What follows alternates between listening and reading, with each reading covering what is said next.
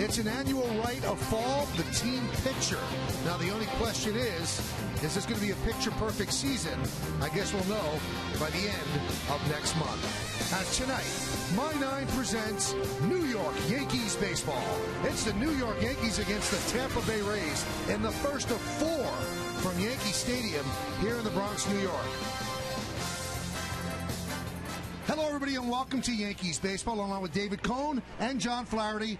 I'm Michael Kay. What more can you ask for? If you think about it, the season ends a week from tomorrow, and the Yankees over the next 10 games are going to be involved in pennant race baseball. They look like they're pretty much in, but these games are going to decide who the wild card's going to be. Take a look at the 3 teams involved. The Yankees 11-7 record in September. They have 4 left with Tampa Bay, 3 against Boston, and 3 at St. Pete.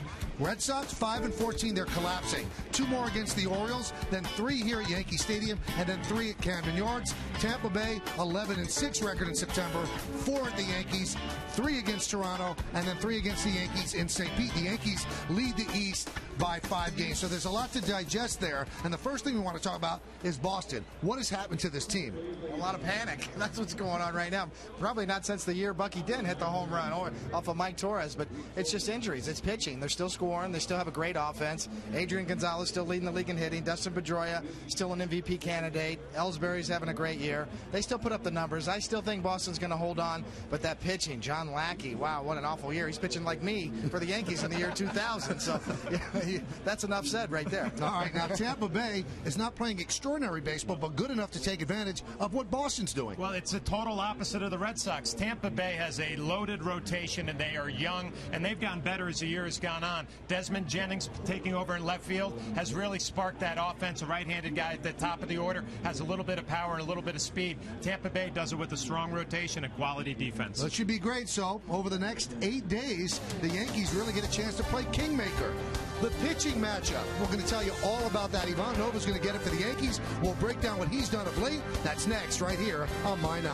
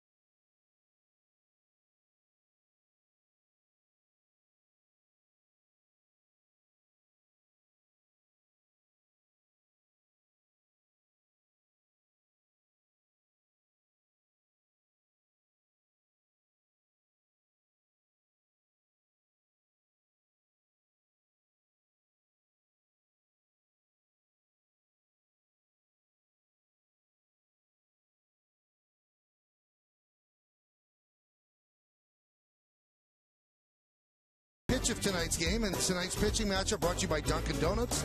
To get dunked, go to getdunked.com. Wade Davis is going to go for Tampa Bay. He's 10-9, 4.41. And for the Yankees, it's Ivan Nova, 15-4 with a 3.81.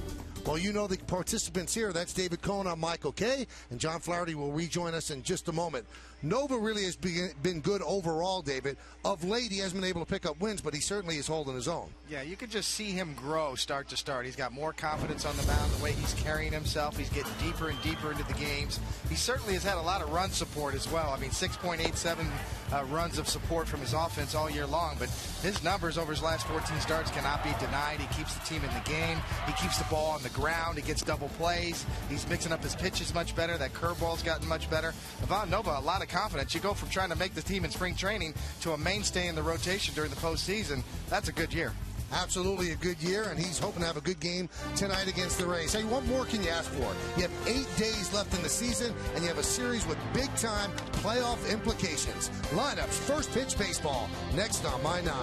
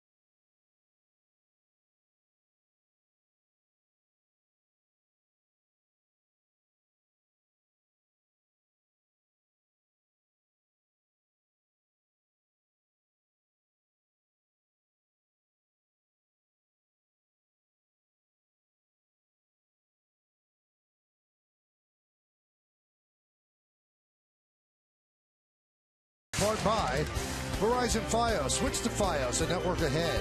To learn more, visit Verizon.com/getFios. Your local Lexus dealers, and by Acela Express, where you can plug in, work, or sit back and relax. Book now on Amtrak.com. That was Sergeant Dakota Meyer, recent Medal of Honor winner, and he's done some extraordinarily brave things over in the Middle East, and just an amazing man. And he throws out the first pitch here at Yankee Stadium, and both teams gave him an ovation, as did the crowd here at the stadium, and well deserved for keeping this country safe and allowing us to do what we do on an everyday basis. Well, the Yankees against the Rays. The Yankees have taken the field. Let's take a look at the Tampa Bay Rays lineup, brought to you by Lincoln. It's not just luxury, it's smarter than that. Feel smarter at Lincoln.com. Desmond Jennings, good player in the left field, who leads off, batting second, and playing center field, B.J. Upton. Evan Longoria at third base will hit third. Cleaning up the DH, Johnny Damon. Casey Kochman at first base will bat fifth. Batting sixth, playing right field, Matt Joyce. Sean Rodriguez at second hits seventh. Hitting eighth and catching, Kelly Shopik. And Reed Brignac, the shortstop, is going to bat ninth. There he is, Mr. Nova. He's now Mr. Nova the way he's pitching. He's in the candidate. He's a strong candidate flag for Rookie of the Year right now. 25 starts on the year. Look at that record: 15-4, 151 in the third innings, 54-92 walks to strikeouts. Now let's take a look at the New York Yankees pitcher scouting report, brought to you by your Tri-State Ford dealers. He is still streaking, even though he's coming off of 2 straight no decisions against Baltimore and Cleveland. In his last 14 starts, he's 11-0 with a 3.35 ERA. That says it all. And he gets a little help from his friends. He gets 6.87 runs per start of support from his offense. That's as good as it gets. The league average is around 4.5, to put that into context. And as far as reverse splits, a little different here, Flash. I thought this was interesting. He's tougher against left-handed batters than he is against right-handed batters. Righties hitting 272 off him on the year, and lefties hitting only 241. You'd think that'd be the other way around, and also home and away splits. You think he'd be better at home? He's better on the road. 3.26 ERA on the road and 4.42 at home. Here's Desmond Jennings, and let's do it. Here in the Bronx, the first pitch is a strike, and we are underway. Those numbers surprising to me. The addition of the slider has really been a big pitch in the middle of the year. It's kind of taken him to that next level. Curveball, slider, changeup, fastball. Line drive, and caught there by Jeter. One away. So Jennings in right on the screws, but the captain got a good jump to his left. Well, Desmond Jennings really has given this lineup a little bit of life at the top. Doing a nice job of scoring runs lately, and hits this right on the nose. It's right at Derek Jeter. Here's B.J. Upton. Upton, a different player since he moved into the number 2 hole.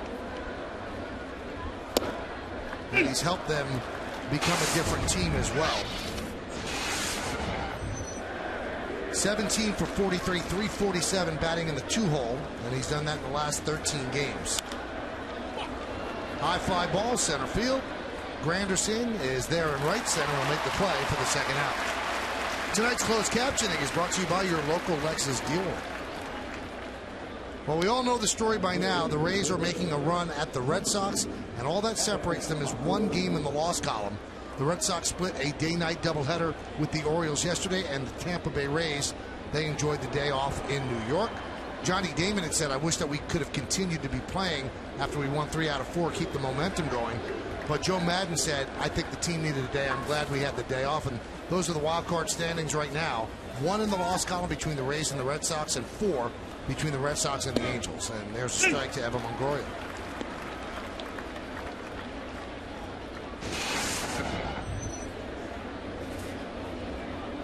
This ends an 11-game road trip for the Rays. The series does, but they stubbed their toe the first 3 games.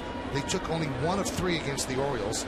Then they were 3-1 against the Red Sox. That one's lined to right field. Going back is Swisher, and he makes the play. And you can see that Swisher is pumped up as the Rays go down in order 1, 2, 3. Rays nothing, and the Yankees coming to bat.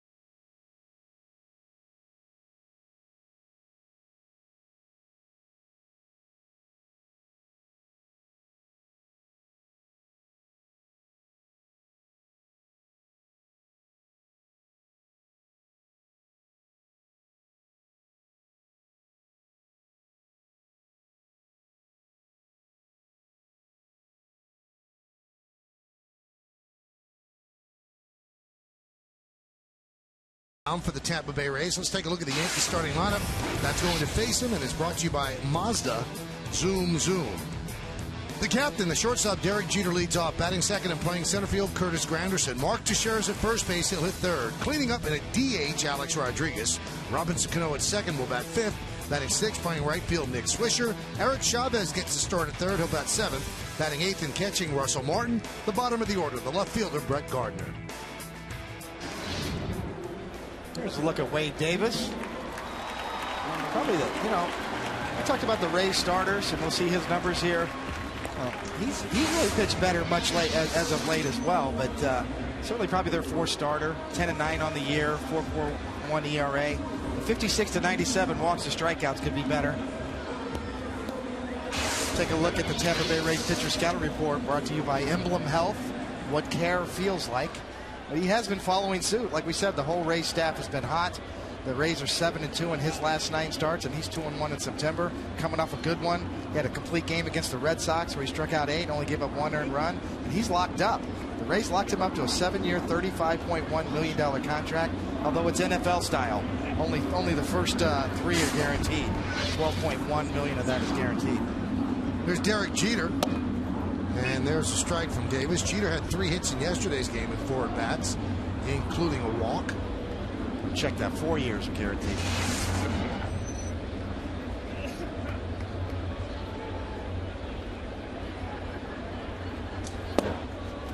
Count 1-1.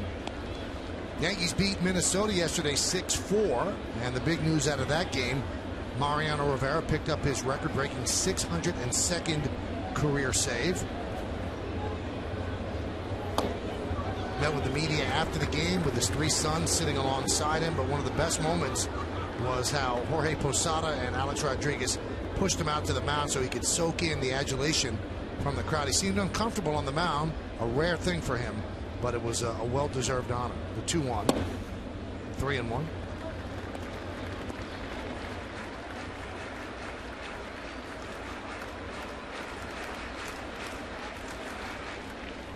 A couple of magical moments this year at Yankee Stadium with Jeter and Rivera dusting off the spots at Monument Park for those two guys.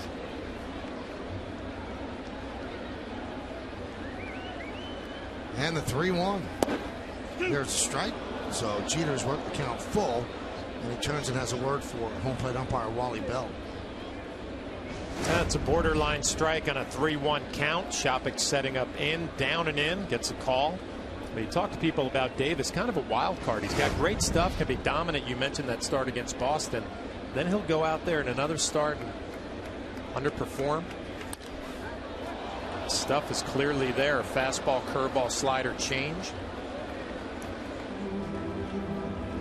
Kind of a classic young guy. You know, he has trouble on the road. A lot of young pitchers are more comfortable at home. Most of his good games have come down in Tampa this year. Kind of struggled on the road. Jeter has good numbers against Davis, 5 for 13. Well, obviously, every game is big down the stretch for Tampa, but I was impressed with how loose that clubhouse was today. They came out on the field. It's kind of like they're playing with the house's money, that nobody expected them to be here. Relaxed, having a good time. Fouled away. Well, that's their hallmark, and Joe Madden tries to be that way as well, he said, because he thinks that a team feeds off a manager. If they see you tense up, they're going to tense up. And look what they've done since August 2nd. They trailed the Red Sox by 11 games at that point. Now it's 1 game in the loss column.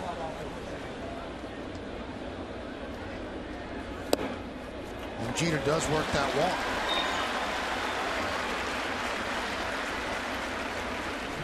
When they traveled from Boston, they actually came down on the train, and they wore Letterman sweaters. Like the varsity letters from the TB, Tampa Bay, and that's something that Joe Madden has pushed, and they've done that a lot this year. I like this right here. The old bow tie on Chris Fernandez is actually their video guy.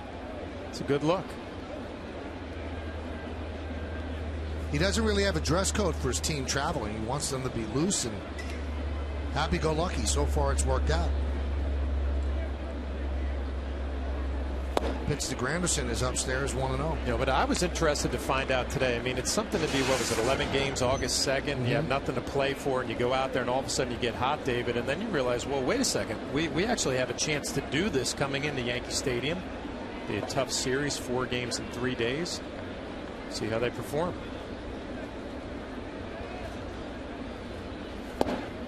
You know, and the odds of them doing this in the strongest division of baseball, the American League East. You know, you had to run through Boston, the Red Sox, and that great team up there, at least great offensively. And now you've got to go through the Yankees and come through the Bronx, and they control their own destiny. And you see, since August 3rd, that's what they've done.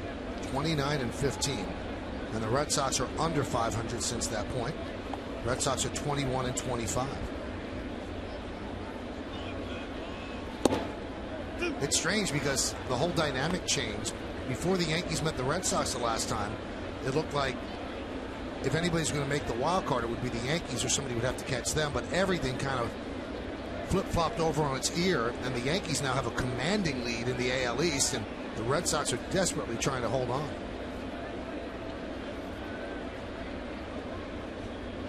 1-2, 2-2. New York Yankees baseball is broadcast in Spanish. It's available by hitting the SAP button on your television.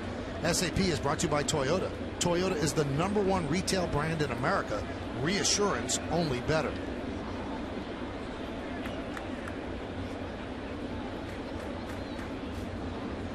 Jeter held by Kochman at first. And the 2-2. 3-2.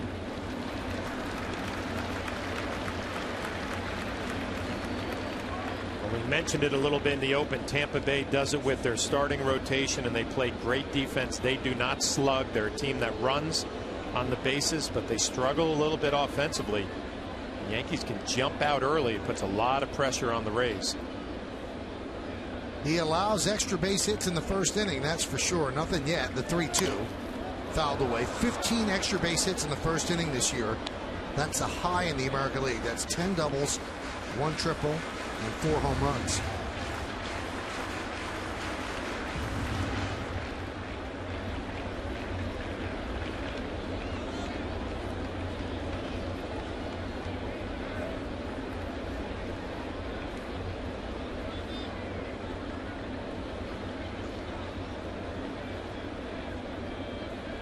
Davis takes a long time getting the sign from Shopping, and now steps off. Hard to steal on him. He's allowed only 1 stolen base over his last 13 starts. That was to the Blue Jays' Brett Lawrie.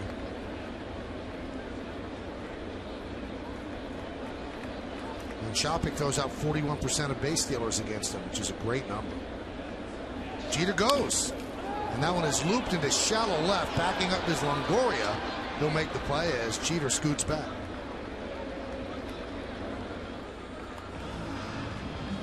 Well, the Rays have actually been maneuvering their catchers around a little bit. John Jaso came back, but has not been swinging the bat. He's not a very good defensive catcher. Joe Madden makes some adjustments, putting Shopping back there. You mentioned how well he throws, Michael. He's also struggled at the plate. They feel good about his defense working with that staff.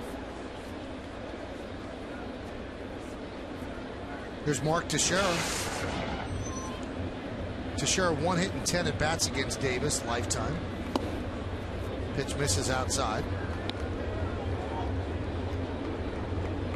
I've seen a couple of teams now with playoff aspirations, both the Angels and the Rays, and that kind of eschewing offense from behind the plate. They want defense.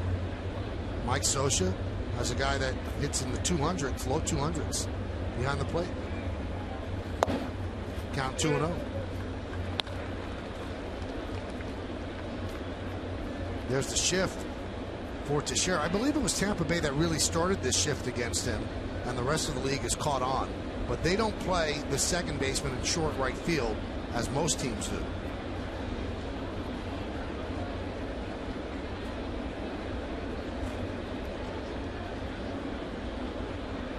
The 2-0. Foul back, 2-1.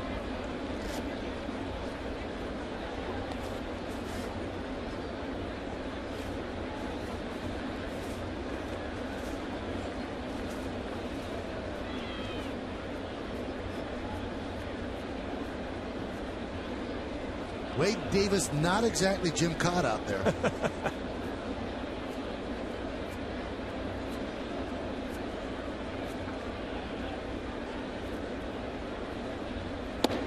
There's a strike. Boston's on the board with a run in the bottom of the first inning at Fenway. They lead Baltimore 1-0. The pitching matchup for that one, Michael? It's Vandenherk against Bedard. Bedard with some knee problems, right? Coming back.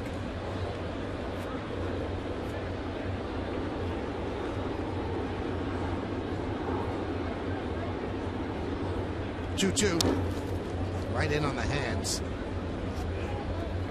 20 pitches so far for Wade Davis. 1 out into the first inning.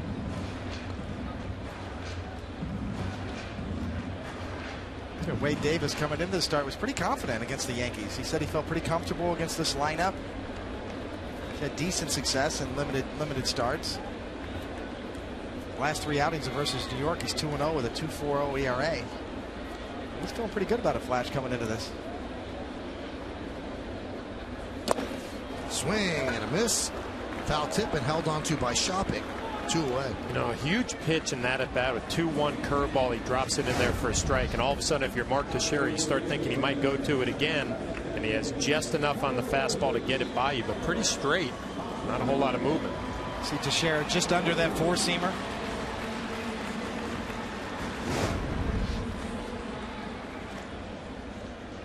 Here's Alex Rodriguez, not the third baseman today, but rather the DH.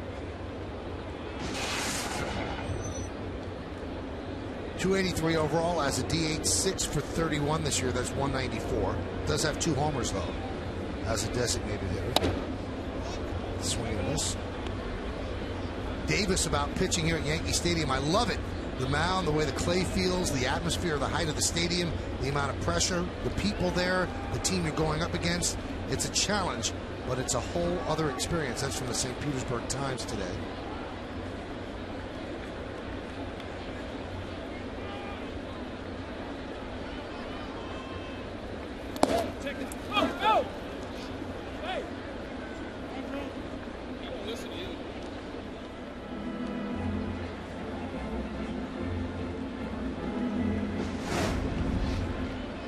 Expect 92 miles an hour right off a home plate. That's a tough one for a catcher, huh, Flash? Look at Shopping moving well back there.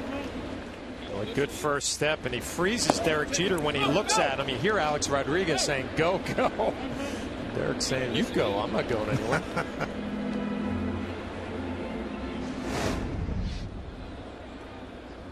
1-1 count.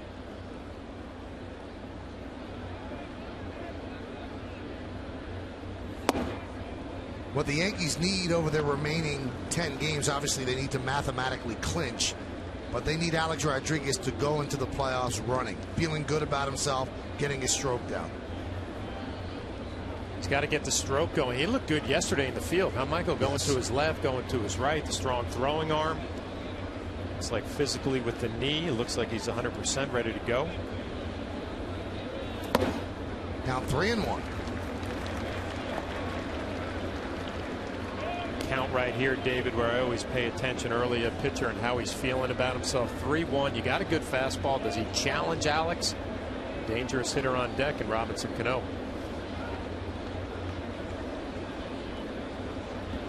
Remember, he dropped that good curveball for a strike to Mark Teixeira on a 2-1 count. Here it comes again.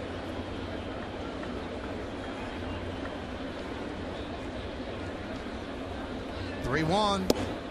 Upstairs with the breaking ball, so a walk to A-Rod. And the Yankees have 2 runners on for Robinson Cano. Take the Yankees with you wherever you go this season. Subscribe to MLB.tv today to see every Yankees game live or on demand on your computer and your favorite devices. Visit Yankees.com to order. Get more details. MLB.tv. Baseball everywhere.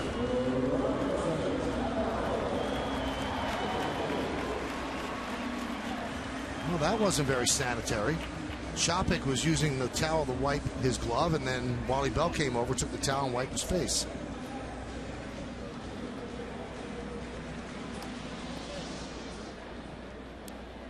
It's an outdoor sport, Michael.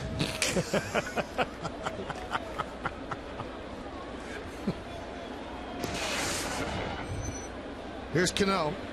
Cano 5 for 12 lifetime against Davis, and you see the season he's had so far.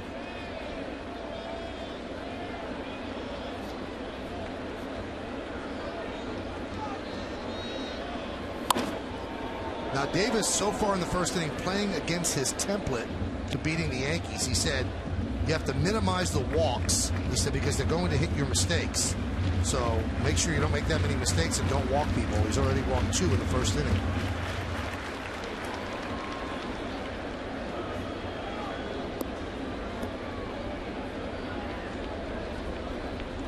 Interesting, Joe Girardi had a choice whether to leave Cano in the 4-hole with A-Rod coming back, kind of flipped him back. Tonight, the other day it was A-Rod batting 5th behind Cano. Kind of interesting. Even though it's only one spot, it can make a difference in matchups.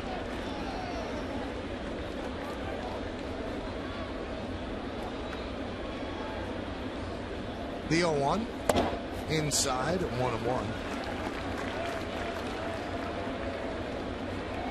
Well, Cano is tied with Ryan Howard with 113 ribbies, and Adrian Gonzalez and Matt Kemp as well.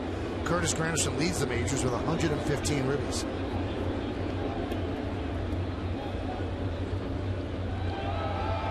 Jeter's at second. A-Rod is at first. Just underway here at the stadium. Yankees and the Rays. Popped up. Long run for Longoria and Jennings. And Jennings makes the play in foul territory to end the inning. No runs, no hits, no errors, and 2 men left on base. We've played 1 here at the stadium. Rays and the Yankees scoreless right here on My 9.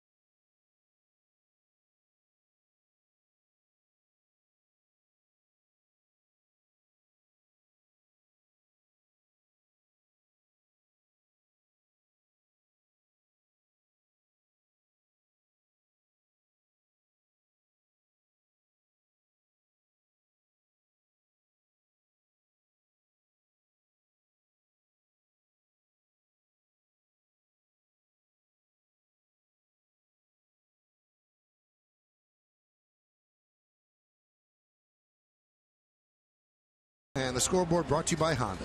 Come see the wide selection and great offers at your Honda dealer today. Here's Johnny Damon. Johnny Damon continuing his march toward 3,000 hits, and he gets to 3,000 hits. You know what? He's a Hall of Famer. And there's a strike. Batting cleanup today with the 14 home runs, 64 RBIs. That one is looped into center field. It's a base hit for Damon. It was 4 for 4 coming into that at bat against Nova. Now 5 for 5 in a 5-game hitting streak as well. 2,715 hits for Damon.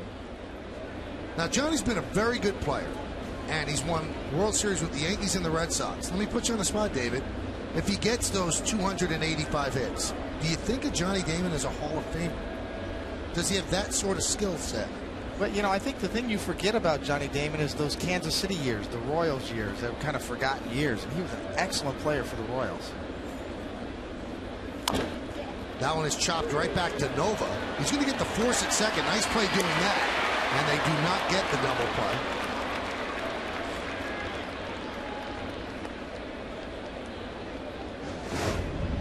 Nova's done such a good job of keeping the ball on the ground this year. Does all he can there. Just, you know, too much of a chopper back to him, and make sure you get one. I like the way he set his feet, David, there. Make a good throw. Yeah, that's the key there. On a chopper like that, you know, you anticipate the 2 is going to be hard to get. Make sure you get that guy at second. Make a good throw to Jeter. Here's Matt Joyce.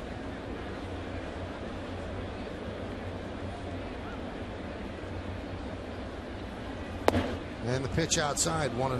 You know, just to finish that point on Johnny Damon, you know, in his Kansas City years, you see the numbers here for Matt Joyce. Started out just sizzling off the All-Star team, fell him back a little bit, but still a solid year. But, you know, JD there, he was excellent with the Royals. And one of the problems the Royals have had is, you know, they've made these trades over the years. They've developed great outfielders, Jermaine Dye, Johnny Damon, several other players come to mind, and they just didn't pick the right guys to get back in return. When they traded Johnny Damon, they really just didn't get the horses in return, or the young players when they do make trades. That's what really has held the Royals back. But Johnny Damon, the first 6 years of his career with the Royals, was as good a young outfielder as there was in the game. Off-speed pitch, 2-1. And the reason they had to trade those guys, they couldn't afford them. And that's been their issue. But Johnny's playing closer to home. He's in Orlando, so he can actually stay at home all year. And spring training is not something where he has to pack up for 6 weeks. And he loves being part of the Rays. 2-1. Hot shot. Grabbed there by Teixeira. And he tags Kochman for the double play. Oh, the quick hands of a Gold Glove winner. Mark Teixeira, like a cat to the backhand. And then he tags Kochman on the way by as we go to the bottom of the second inning. Scoreless, coming off a great play by Teixeira.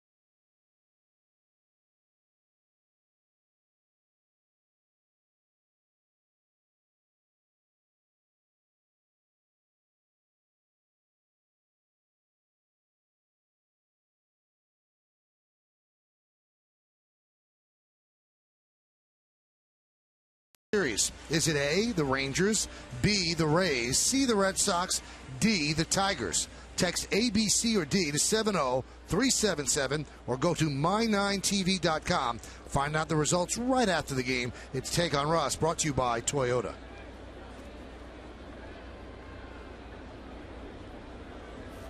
We go to the bottom of the second inning, and Nick Swisher will lead off.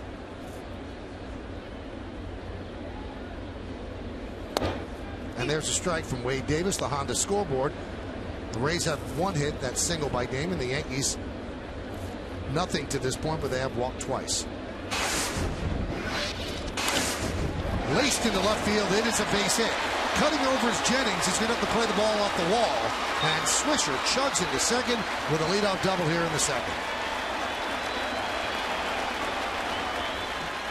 Well, Nick Swisher hit a few balls the other way in Toronto and didn't have a whole lot to show for it. Here he does a nice job staying back on a breaking ball and just slicing it the other way. Jennings, a good outfielder there in left field, good athlete, can't cut it off. And that enables Nick Swisher to cruise into second base. Leadoff double here in the second.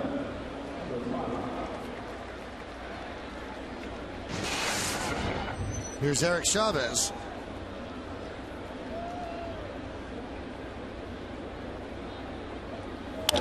Line drive, a base hit to right field. Swisher will score easily. Chavez just takes first. He'll take the RBI, and the Yankees have a 1-0 lead.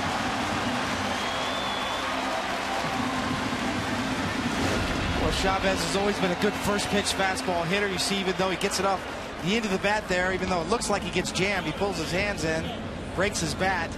But in an RBI situation, he's sitting dead red. Gets enough of it to muscle it over the infield. You got an RBI.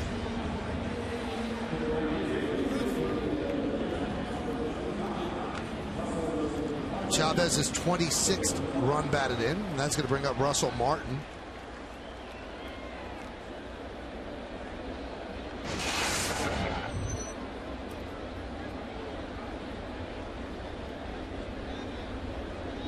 Good production numbers, 17 and 62, and he's given the Yankees all they could have wanted behind the plate. A really solid defender. Shows bunt, takes a strike.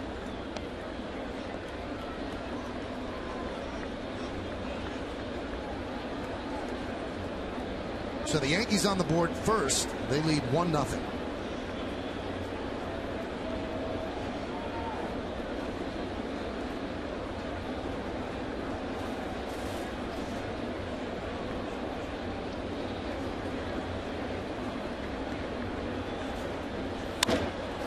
Drive to right field. It's another base hit. Chavez will stop at second. 3 straight hits for the Yankees here in the second. First and second over the out. You see that pitch count already elevated at 34 for Davis, and you see what Chapman's trying to do behind the plate. A couple of first pitch, second pitch fastballs, trying to get some quick outs, and the Yankees taking advantage. Eric Chavez, a first pitch fastball. Russell Martin, a second pitch fastball, base hit to right field. Well, although the Yankees didn't score in the first inning, they got to see every pitch. They got to see a lot of patterns. And maybe that helps because they've come out in the second inning very aggressive.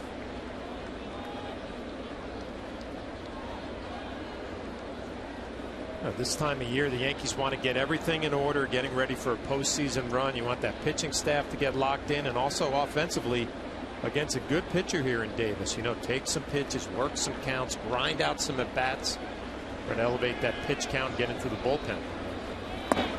Gardner shows bunt, but pulls back, count 1-0.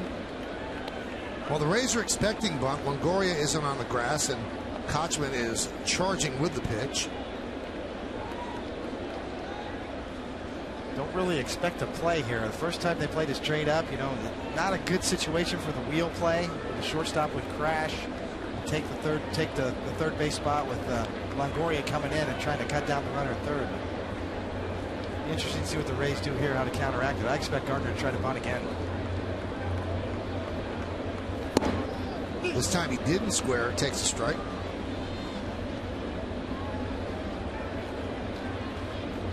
Robbie Thompson right from the dugout. Manager Girardi is going to give him the sign. He will relay it. really your option now. Even count at 1-1. Gardner with great wheels. You can let him swing or try to get it down. And he drags it. Fielded by Kochman. They have one play and they don't make it. Gardner is safe. And the bases are loaded. So Rodriguez was covering. Kochman fired a bullet to him, but they say that Gardner beat it out. Scott Barry, the first base ump, is going to get a visit from Joe Madden. Kochman, a slick fielding first baseman. He always has been, his time with the Angels and the Braves. And a good bunt by Brett Gardner here. Takes it with him down the line. Kochman hesitates a little bit, looks, goes over to Rodriguez. A low throw. I think he was out. If his foot was on the bag. There was a question, is the foot on the bag? It looks like it's on the corner. He's out.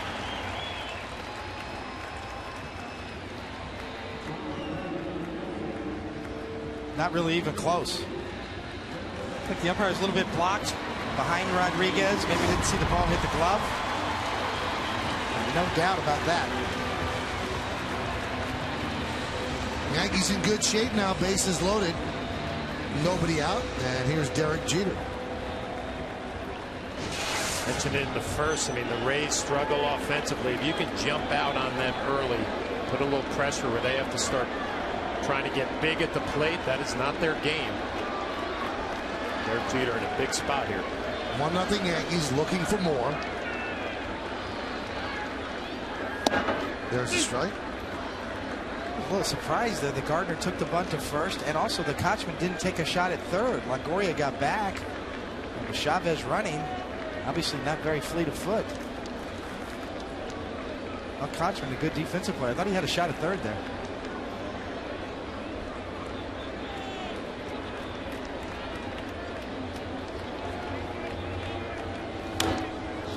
Fouled straight back.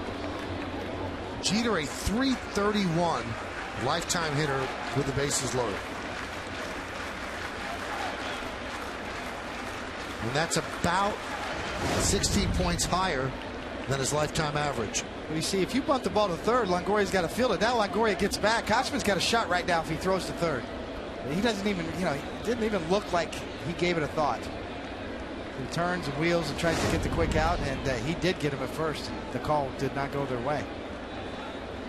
It's probably a little closer than I thought after the second glance, but you know, I played with the first baseman Keith Hernandez with the Mets, who was the king at that. He would really anticipate that play, and he would nail you at third base. One other thing, that's a time where being a lefty thrower actually hurt him, because he would have had to almost re-square his body to make that throw to third. By then he might have lost the play. Right-hander would just throw across his body. Kind of a lost art, that first baseman crashing, cutting down that run at third, and more of a National League style play anyway, because obviously the pitchers bunt so much more in the National League.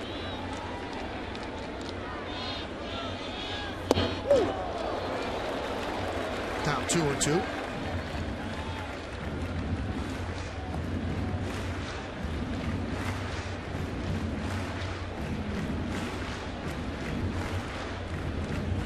Bottom of the second at Fenway. Red Sox still lead 1-0 over the Orioles.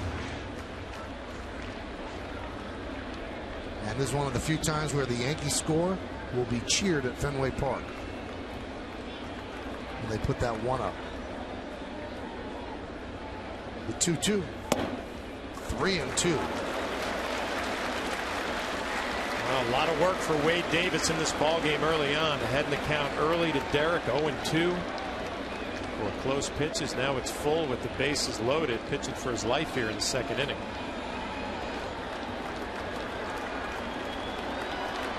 Chavez is at third. Martin's at second. Gardner's at first.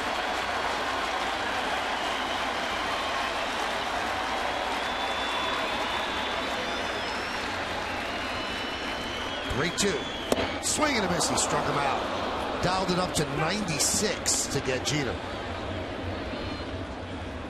One away.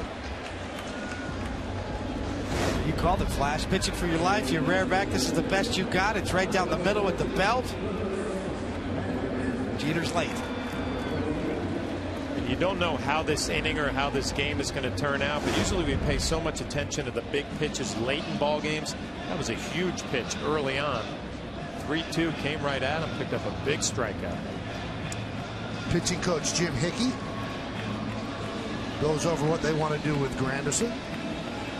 This copyrighted telecast presented by authority of the New York Yankees that may not be reproduced or retransmitted in any form, and the accounts and descriptions of this game may not be disseminated without the express written consent of the New York Yankees.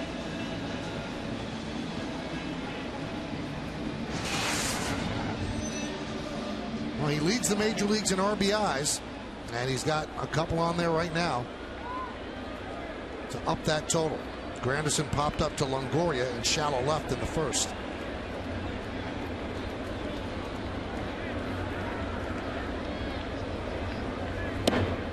Breaking ball strike. Interesting graphic on the scoreboard here about Curtis Granderson's year. He's the first AL center fielder to have 130 runs and 115 RBIs in a season since the great Mickey Mantle in 1961. Is that cheating if I steal it off the scoreboard? Not at all. Not at all. Did my homework. Great. About 2 minutes ago.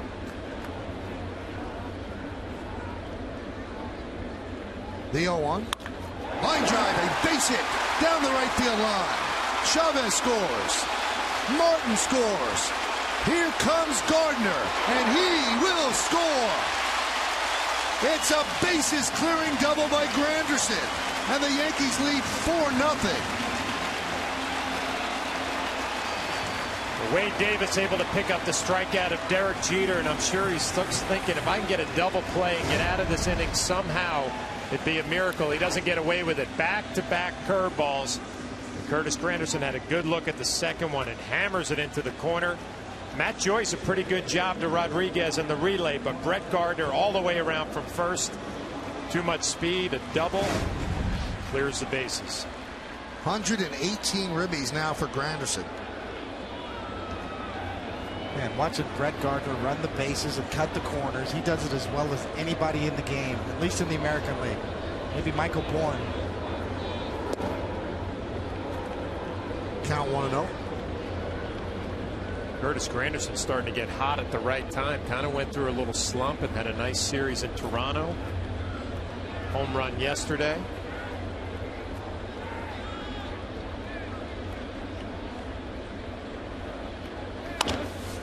Grounded to first. Kochman will step on the bag for the second out.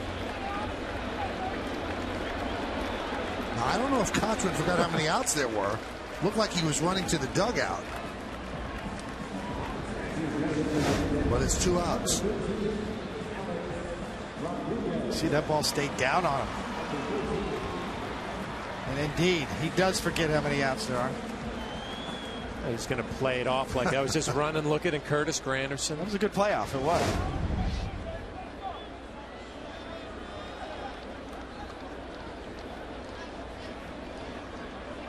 Here's Alex Rodriguez. Swing and a miss. Saw Alex come back from that thumb injury first game, had a base hit his first at bat, a 3-run home run. Swing looked real together.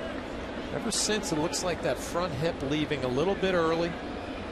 Looks like a little 2-piece swing, not his A swing lately. I'm sure still looking to get his timing back.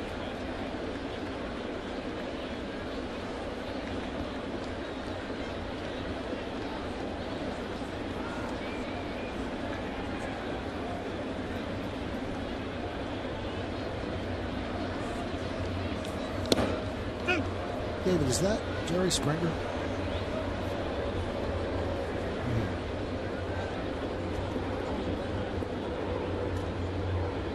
I would not doubt it. The studios for his show or up at Stamford, Connecticut. That is Jerry Springer. He's a big baseball fan. There he is.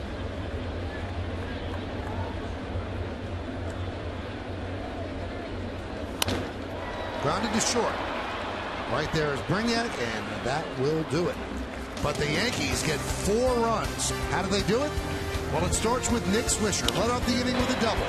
Then he scored on a single by Eric Chavez. Bases loaded, and Curtis Granderson clears him and gives the Yankees a 4-0 lead.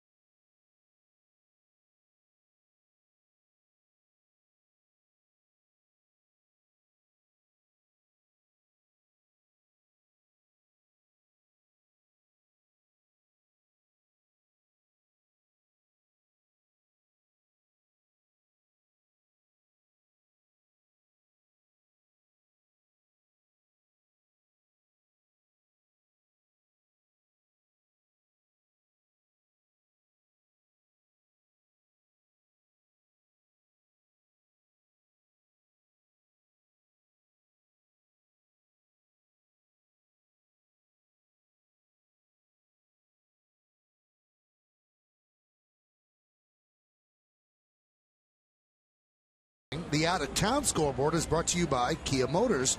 To learn more, visit kia.com. So the scores will go by as we move along here in the third. Yankees have a 4-0 lead behind Ivan Nova, and we've told you this stat over and over. If he gets a lead, he never gets a loss. Sometimes a team will lose, but in his career, he's never lost a game in which he held the lead. So he's looking to pick up his 16th victory, has just 4 losses, and one of the losses came as a relief pitcher. There's a strike. Nova started 25 games for the Yankees this year, and the Yankees are 18-7 in those games. And to put it even more in perspective, he was sent down to the minor leagues for a month, so his numbers could be even better. But if you talk to the Yankees, they say he became a better pitcher when he went down to the minor leagues. Because of that pitch right there, right, Flash? Yeah. It's an 85-mile-an-hour slider that has just given him another pitch, another look. Couple different kinds of breaking ball. Much tighter, higher velocity pitch. Looks much more like a fastball. Right back to Nova. 1 away. Actual changeup right there. Excuse me, Michael, to finish off the hitter. So, yeah, to finish on your point, yeah, he is a much more complete pitcher coming back up from that minor league stint. You know, we were talking about what jump-started this run by the Rays, and really what jump-started it is the starting pitching. But the bottom line is, if they fall behind early, they've got very little to go to. You look at their 8-9 batters. Shopik's a 170 hitter. Reed Brignac's a 192 hitter. They're not going to score a lot of runs, so it's going to take something out of the ordinary for them to come back in this game. And they're missing Ben Zobrist, whose wife had a baby, so he's not in the building tonight. Switch hitter with a little bit of pop.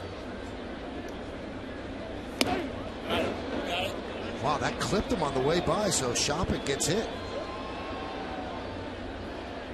Now, Joe Girardi obviously has to thank his lucky stars for Nova, and before the game he spoke about his youngster. He just continued to really work on what he had been working on, his slider and trying to pitch inside a little bit more. You know, the one thing is he didn't get as much work as we thought because he had a little bit of the injuries. So he didn't really pitch as much as we expected. And that was when he was sent to Scranton. He was sent to Scranton to make room for Phil Hughes. But he is back, and I think he's moved ahead of everybody except Sabathia in the pecking order in the rotation. Yeah, I don't think you can argue it. If you're going into a postseason play, he's got to be your number 2.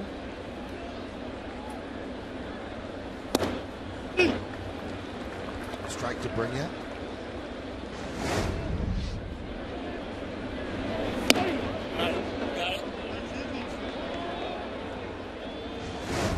Got the blousy part of the sleeve.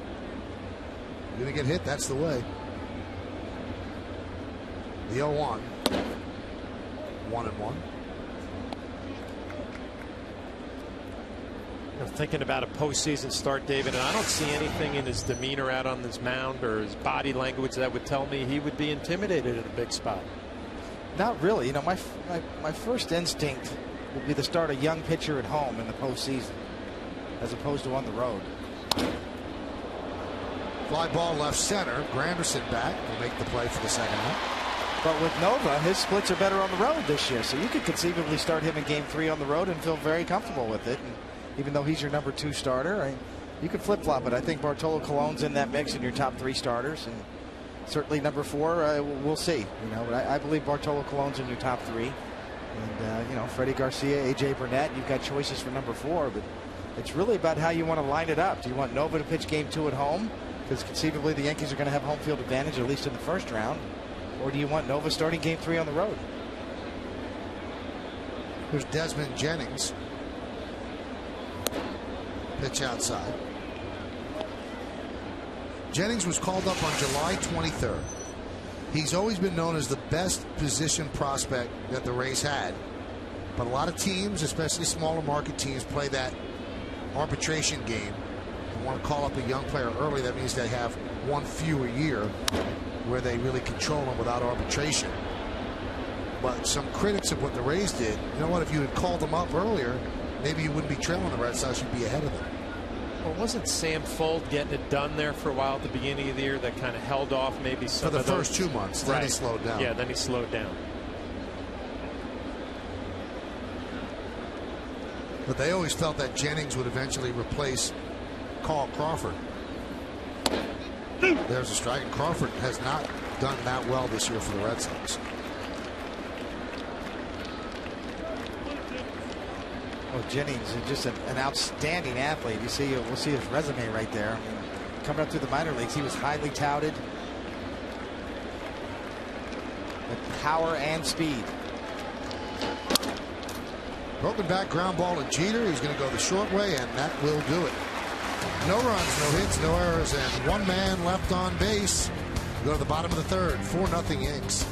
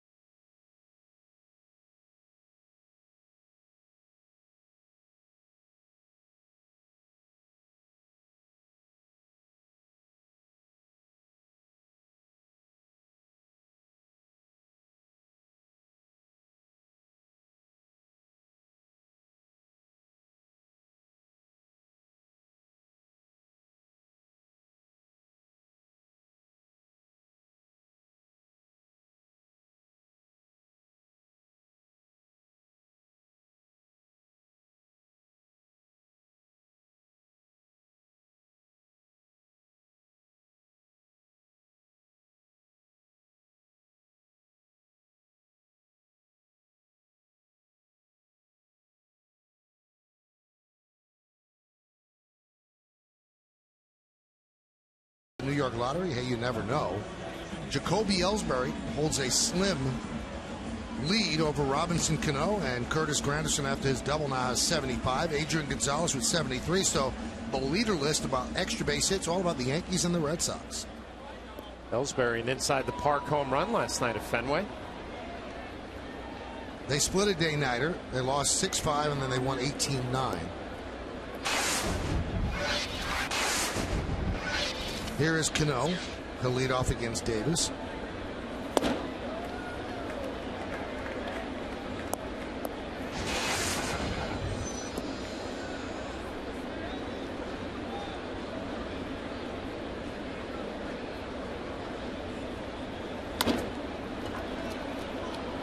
Grounded to second, and Cano is out.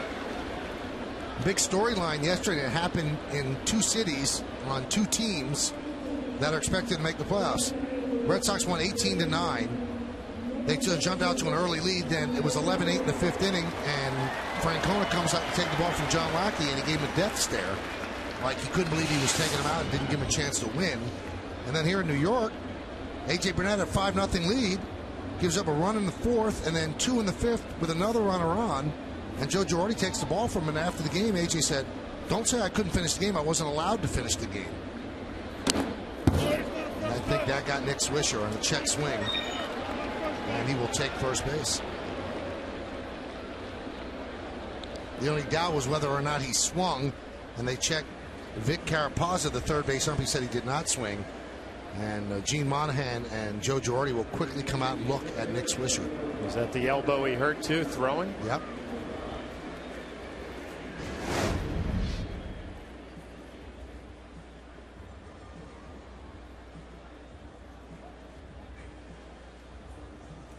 Wade Davis with that hard cutter. Tries to cut that fastball in. Nick Swisher goes after it. The ball bores in on him. Catches the back elbow.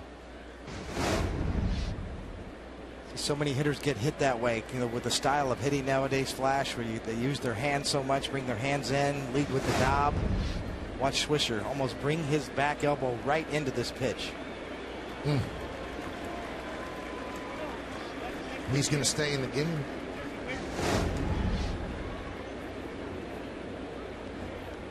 Just to finish that point, I wanted to run this past you guys. There are 700 Major League Baseball players. It's a very exclusive club. Do guys always believe that they're better than what they're showing because that's what got them there? Is that what we're seeing with Lackey and Burnett? No. No, I mean, I was shocked when I opened the paper today, and AJ was saying that he didn't have an opportunity to finish that ball game. And Michael, we saw it all fall apart. You know, I thought Joe Girardi made exactly the right decision. Now, I would ask David, I know pitchers, they pitch once every fifth day. That's their game. They put a lot of time and effort into it. But I think at some point you got to look at reality, too. Well, you know, there's a fine line between, you know, feeling the heat. AJ's feeling the heat a little bit now. He's been widely criticized. Already had probably one sort of confrontation with Joe Girardi. Had a good start his last time out with 11 strikeouts. Is really kind of pitching for a postseason spot. See how disappointed he was and how anxious he was. And you know, to me, that's just frustration coming out in the heat of the moment. You know, from a guy that struggled this year, a guy who wants to finish strong, wants to try to salvage his year, a guy that, you know, still thinks he can get a start in the playoffs, trying to prove that point. Very, very frustrated. Very frustrated pitcher. The thing that jumped out at me, though, is that, you know, when you're going into battle, you have to know who your allies are. He doesn't have a bigger ally than Joe Girardi, who's taken so many bullets for him this year. And then the question, I wasn't allowed to finish. You know, the Yankees wanted to win the game, too. You know, they haven't clinched anything yet, so it jumped out at a lot of people that I spoke to today that AJ said that. The 2-2 fouled away. Well, one of the most important lessons you can learn in New York, pitching either side of town, is accountability. You know, you be accountable for your starts, first and foremost. And that is the secret to dealing with the media in New York on any level, is that you are perceived as being accountable. That you take the blame when the blame is yours. And even sometimes when it's not yours, you still offer to take the blame.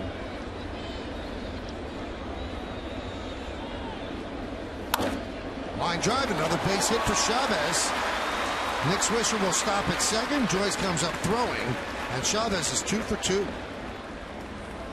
Well, the first hit for Eric was a fastball inside. He pulled his hands in. This is a pretty good curveball. It takes it off the ground and scoops it into right field. Davis has got to be saying, even when I throw my best pitch up there, it's being turned around. Not his night.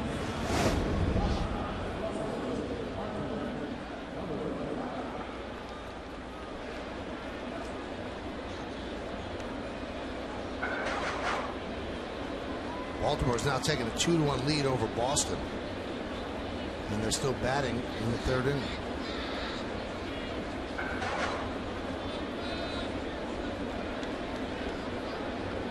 Red Sox Nation all got their Yankee caps on tonight. Breaking ball inside to Martin.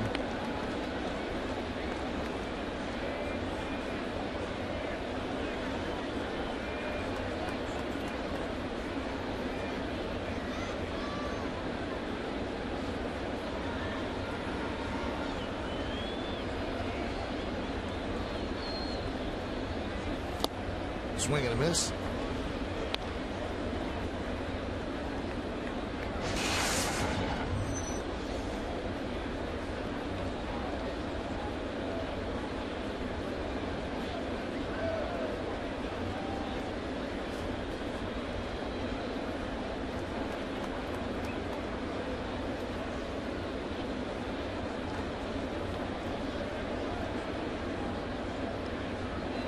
The 1-1. There's a strike. 1-2.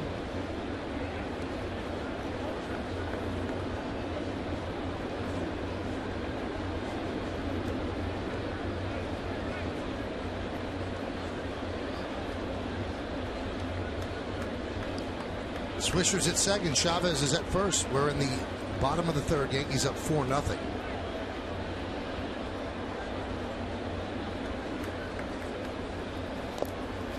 Blocked there by Shopping.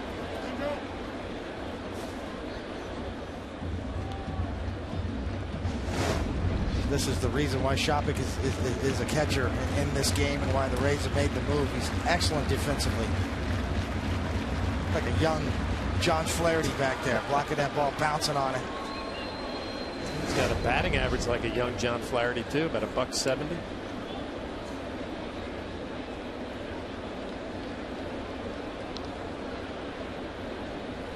2-2.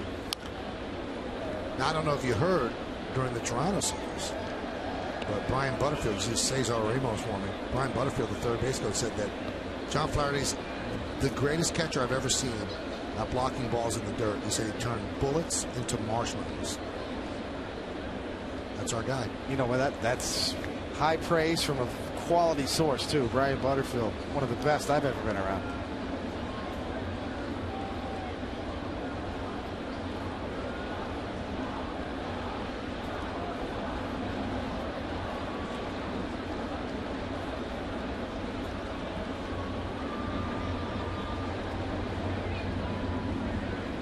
Two. 3-2. It's been a big year for John like that. Lou Piniella came up and lauded him as a catcher. Butterfield, the other day, he meets President George Bush, who knew all about him, watching him on TV all the time. Big year for John. Regis yesterday. Yes. Had a nice afternoon with Regis. Yep. All coming together here in 2011.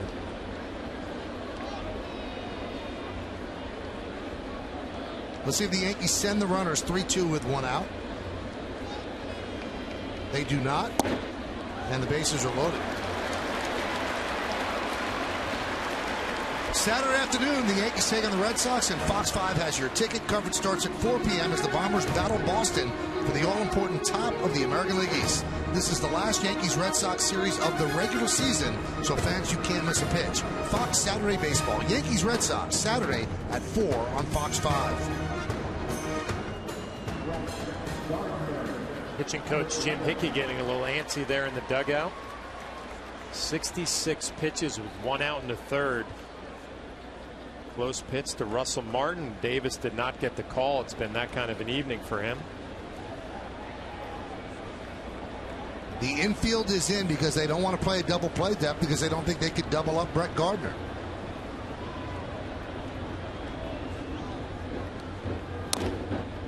Grounded foul. So what are you saying about Flash, Michael? You think I should get him down to Manhattan, hit a couple Irish balls, bars, get him back in the gutter? Or? No, I think he's got everything the way it should be. We actually got some John Flaherty highlights. Look at that throw. Getting Ricky, too. The only time I ever got him. Wow, that's a bad throw. Look at the hair. Bad throw. Good wig jam, though. The 0-1. There's a strike. Wig jam. A little Travolta-esque in Saturday Night Fever. Good baseball card picture right there. Now, did you go real eye black, or was it the fake stuff? I did a little bit of both. That looks like the patches, though. It's weak. The 0-2. Foul back. So you're saying I should stay away from Flash? That's what you're saying? That would be a good idea. Don't bring him down to my level? I think Lynn and the kids would like if you stayed away from him. Well, I've said that all along, you know, and my whole career when I played with Derek Jeter, the best thing I did was stay away from him. David Wells and me. No, kid, you're not going out with us tonight. No.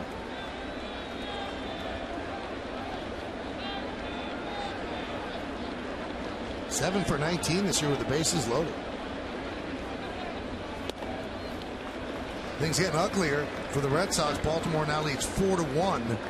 They are still batting, and they've made a pitching change in the top of the third. It's the wild card that no one wants this tonight.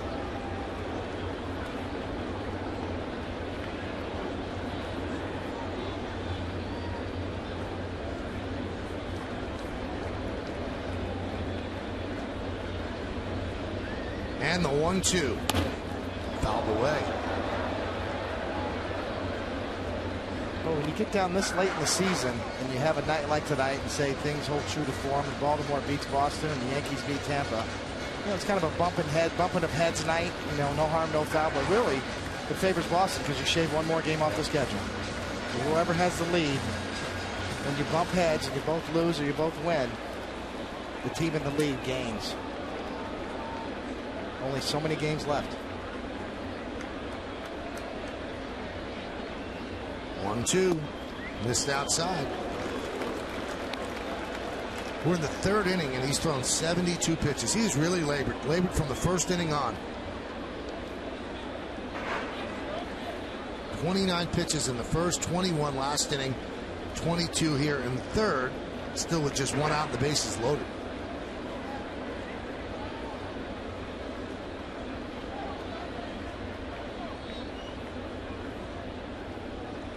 Two.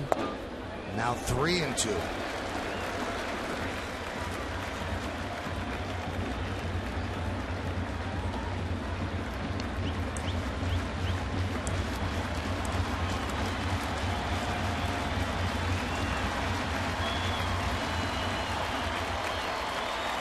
Jeter's on deck.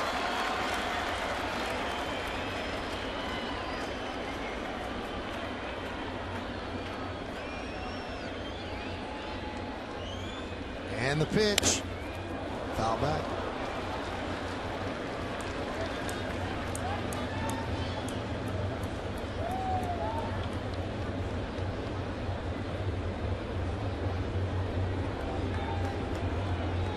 Tough game for Wade Davis to come up a little less than what he's been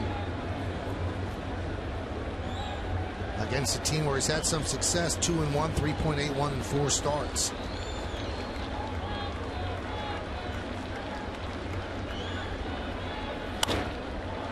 Popped up. Swisher tags Upton with the catch, and Swisher just draws the throws. It's cut off by Kochman. 2 away, big out. 9 pitch at bat.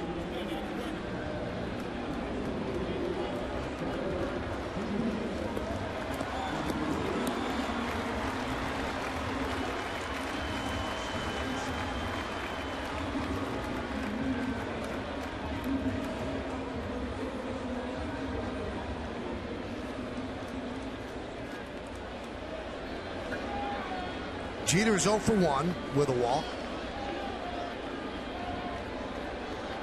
Last time up with the bases loaded. Davis reached back to his best pitch of the night, I think. 96-mile-an-hour fastball. Jeter swung through.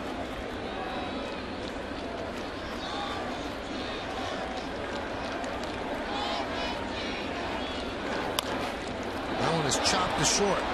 Brignac, they go the short way, and that will do it. So Davis works into and out of trouble as the Yankees leave the bases loaded. We go to the fourth. Yankees up 4-0.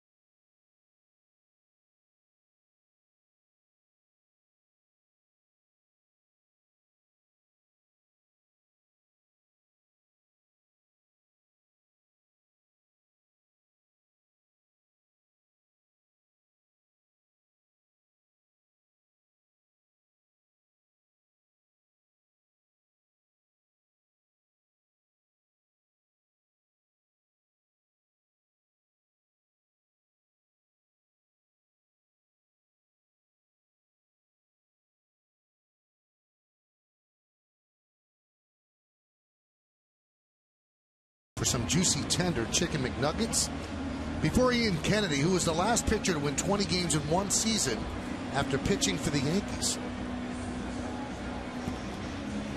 Do you know this one, David? I think I do. All right. John, do you know? No clue.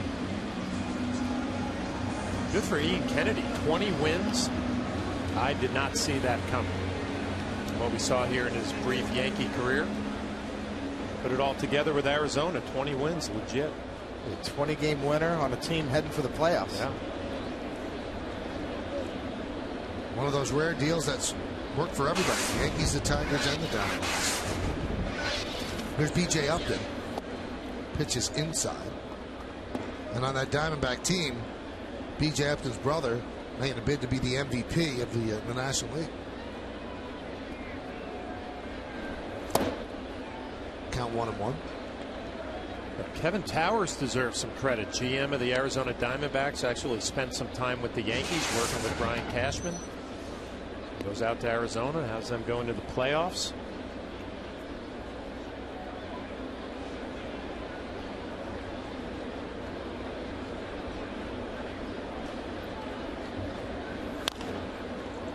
Chopped slowly toward third. And Chavez gets up there for the first time. No, that's a good point, Flash. You know, you got a chance for the manager of the year with Kirk Gibson with the Diamondbacks, and then the executive of the year as well, Kevin Towers. And if you look at that team, there are the fingerprints of 3 separate GMs. Josh Burns, who made a lot of those trades. Jerry DiPoto, who came in at the end of last year and made a couple more trades. And then Kevin Towers, who kind of tweaked things and got the bullpen better and signed J.J. Putz to a contract. They all have their fingerprints on that team. There's a strike to Longoria.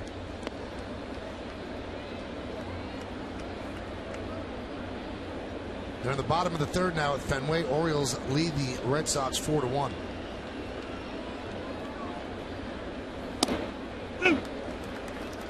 David, I watched Nova come right back out here after some long innings. The Yankees, a lot of runners on base. He comes right back out on the mound. The look of focus in his eye.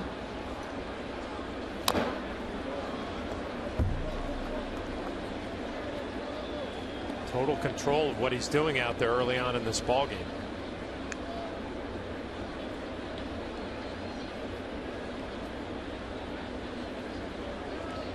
"24 strikes, only 8 balls." Pretty good combination.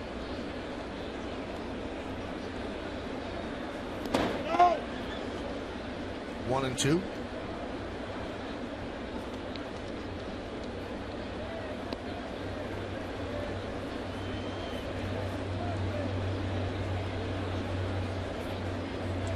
Longoria started off slowly. Last 43 games, he's picked it up and has had a very good year production-wise, not average-wise, at 243.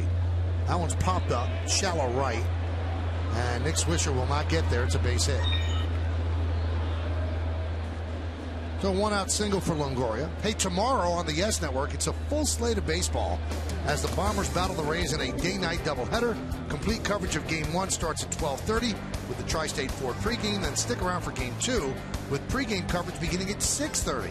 Rays-Yankees doubleheader coverage starts tomorrow afternoon only on Yes.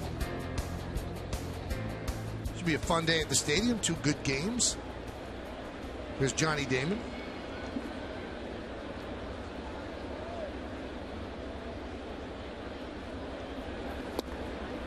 And a strike.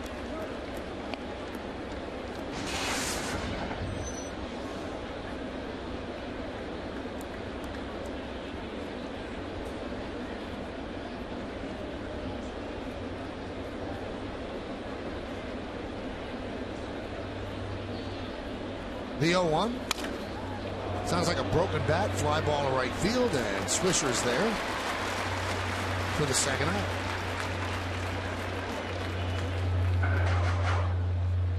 Oh, now Boston with 2 in the bottom of the third, and the Orioles lead 4-3.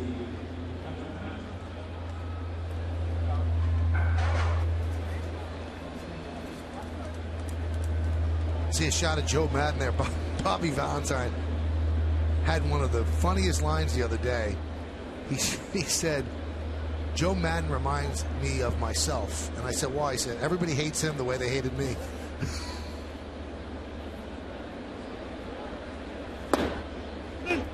And what that means is that Bobby always tried to innovate. He tried to do things differently and out of the box, thinking out of the box. And that's something that Joe Madden does. And a lot of people in baseball, which is a very traditional sport, they don't like change like that. They don't like thinking out of the box. So sometimes they look at those type of people as well. Look, they're trying to reinvent the game.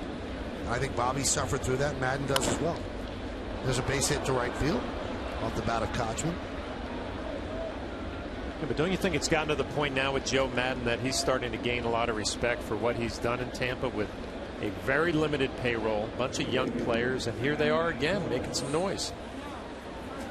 It's hard not to appreciate what he's done. It's amazing. I mean, they cut salary from last year. They had none of their bullpen pitchers back, and a lot of their offense was gone with Pena gone and Crawford, and here they are. They're right there for a playoff spot. It's an amazing thing. Here's Matt Joyce. He's a guy who waited a long time for this chance in the Angels organization. There's a strike. You know, when I was on some bad teams in Tampa when they were the Devil Rays, and you would walk through the door the first day in spring training knowing you had no shot. And I think that's what impresses me about Joe Madden. He has his team believing from day one with limited personnel that they can do some things. That's not an easy thing to do for a manager.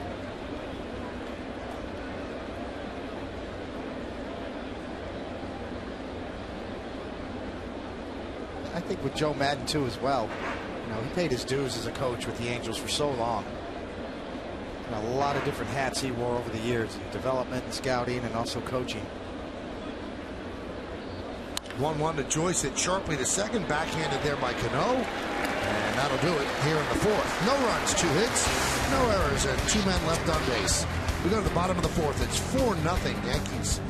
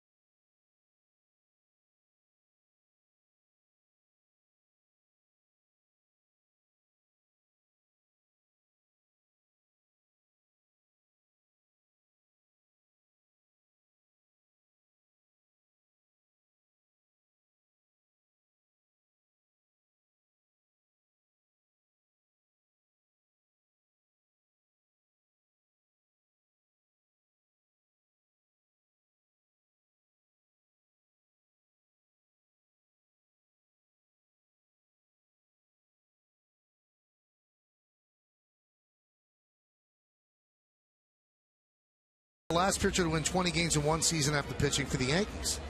That would be the tattooed one. Your buddy, David Wells. 20-8 for the 2000 Blue Jays. Breaking ball is a strike. Remember, he went to the Blue Jays in the deal that brought Roger Clemens to the Yankees. And he had a great year in 1998, and they traded him right before spring training, or during spring training of '99. And, you know, we all joke about David, but he loved being here. And you know, David, that just destroyed him. Yeah, it really did.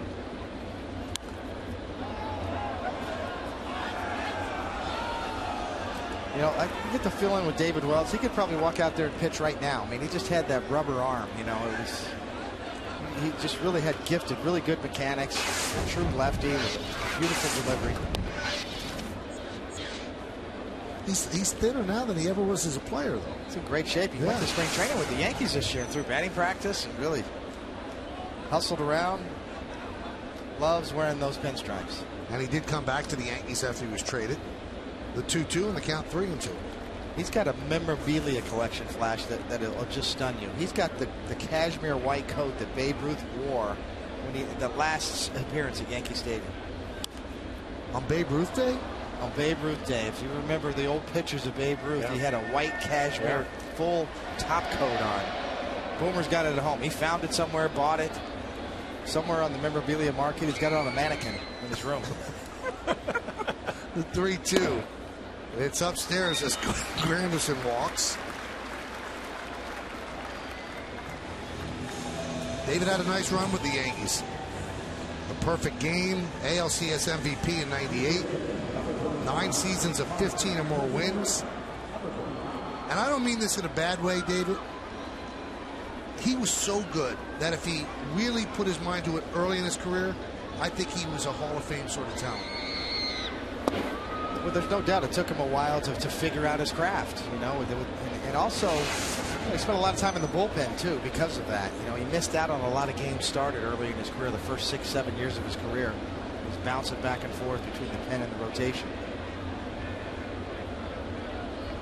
We don't win. We don't get by Cleveland in '98 without him. Grounded to the shortstop. They go to Longoria 1 on to first. No, they don't go on to first, so they just get the force. So it's 6-5 with the put out, with the shift on. Brignac playing on the second base side of second base over to Longoria. Flip a little bit wide. The wise decision by Longoria to hold on to it. You know, we talk about wanting to get guys straightened out for the postseason. Teixeira's now 7 for his last 41 with 12 strikeouts in his last 10 games. So they need him to get on track. Really, since that knee injury, right? When he got his knee banged up. Here's A-Rod. And that one gets past Shopping as Teixeira will move to second. Teixeira is such a gamer, you know, Michael, as you see on that wild pitch. A lot of these guys play hurt. You never know. Alex has played hurt a lot in his career as well. You see doing some dancing to get out of the way of this one.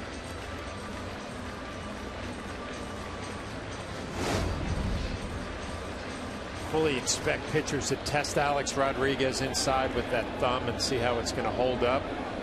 Those two seamers in on the hands.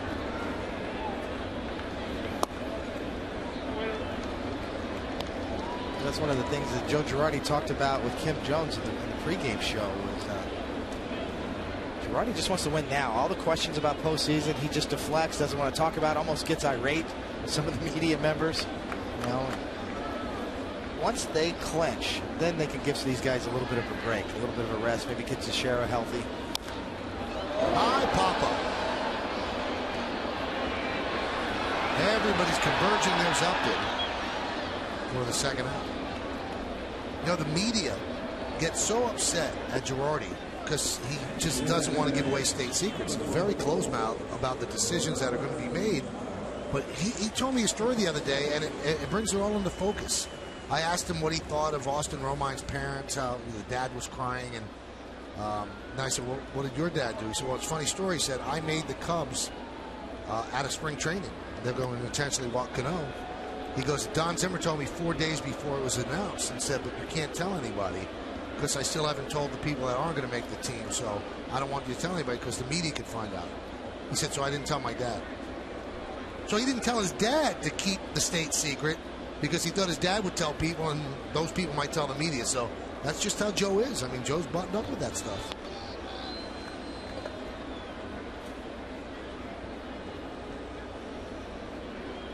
So here's ball 4 to Cano, and that passes the baton to Swisher. We've seen this done a couple of days over the last couple of days, John, where they walk Cano in front of Swisher. Yeah, Nick kind of being called out right here. We're not going to let Robinson Cano beat us. I'll tell you what, Wade Davis, you look at it, 92 pitches with 2 outs in the 4th. He's trailing 4-0, but the Yankees have had so many opportunities to just blow this thing wide open. Nick Swisher an opportunity with 2 outs. Swisher 2 for 9 versus Davis in his career.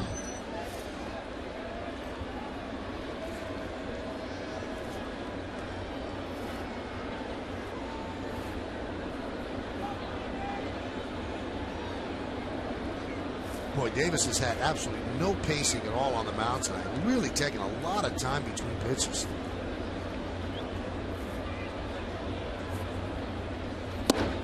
There's a strike. Yankees left 2 on in the first. They left 1 on in the second, but they did get 4 runs in, so you can't really complain. And they left the bases loaded in the third. Still have a 4-0 lead.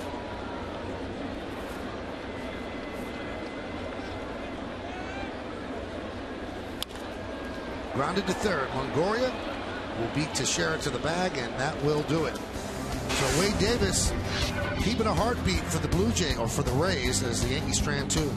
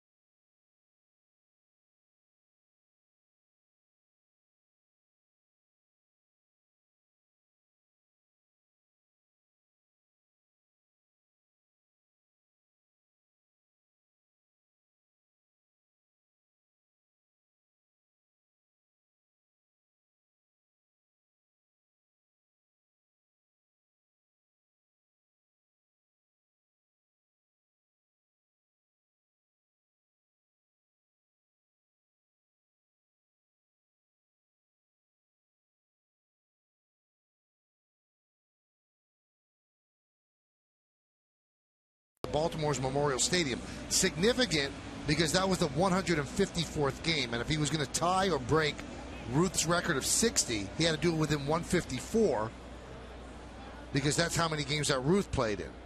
But he only hit 59 in 154, but ended up hitting 61 in 162.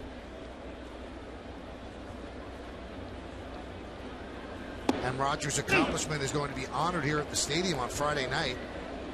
Nice ceremony. The Maris family is going to be here.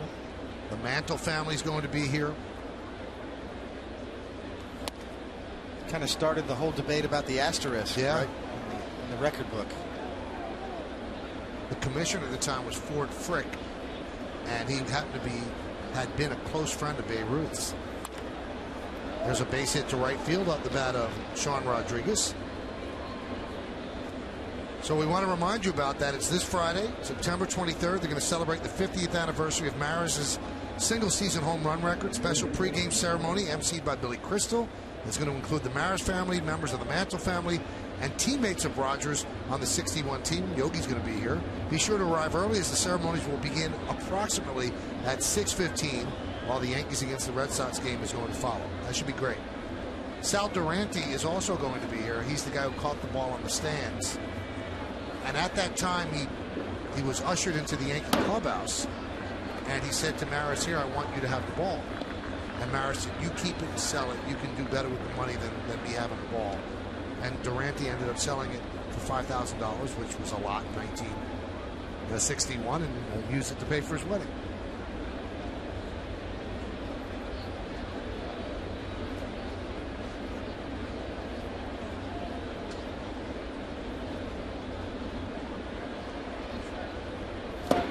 You know the interesting thing about the asterisk was, and here's the Acura scoreboard brought to you by Acura Advance. There was never any asterisk ever put into a record book. It was just because they said there's going to be a different record. So he held the record for 162 games, and Ruth held it for 154, but they never put a physical asterisk next to the record.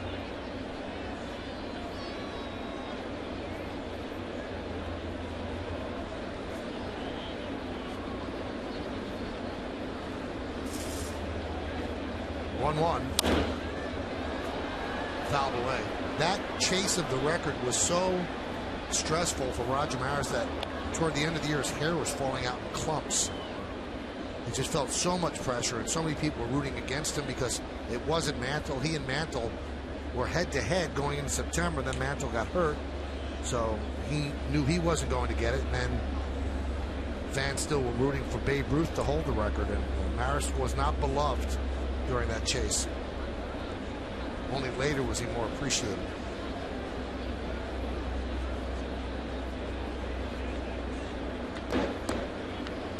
Couldn't have a better guy than Billy Crystal come back and MC that too as well. His great movie 61, chronicling exactly what you're talking about. Wasn't today the day, what is it, Hoyt Wilhelm came in out of the bullpen for Baltimore? He was a closer, and the Orioles didn't even have a lead. They brought him in just for Roger Maris so he wouldn't hit the home run. Up and in.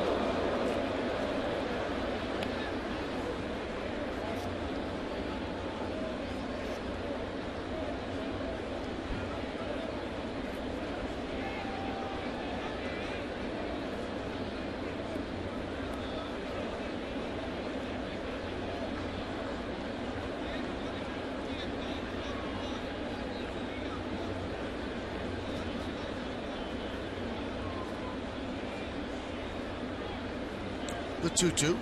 Swing and a miss. Snap throw to first. And Rodriguez gets back. Shopik down on strikes. Good curveball from Nova here. Shopik hitting 8th in the lineup. Russell Martin, a good snap throw trying to get Rodriguez. This is really the part of the lineup Ivan Nova's got to plow through. Rodriguez, Shopik, and Brignac, 7, 8, 9. All batting averages either low 200s or underneath.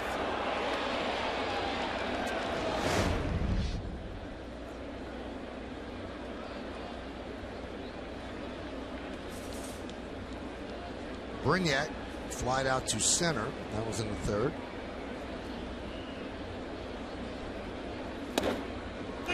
And a strike.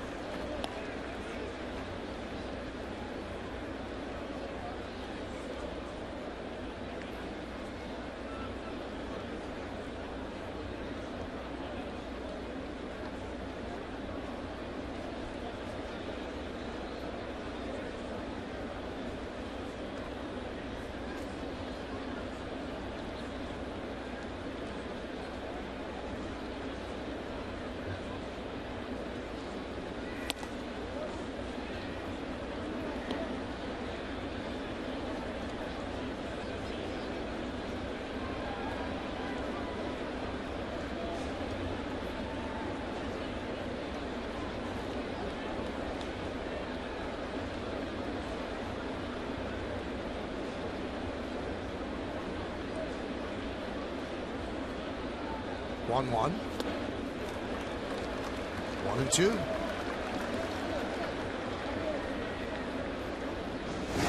Just excellent spin. Curveball.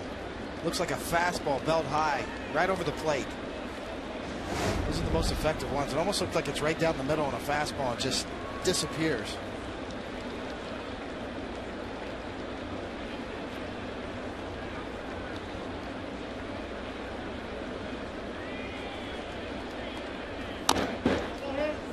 Fouled off of Brignac foot.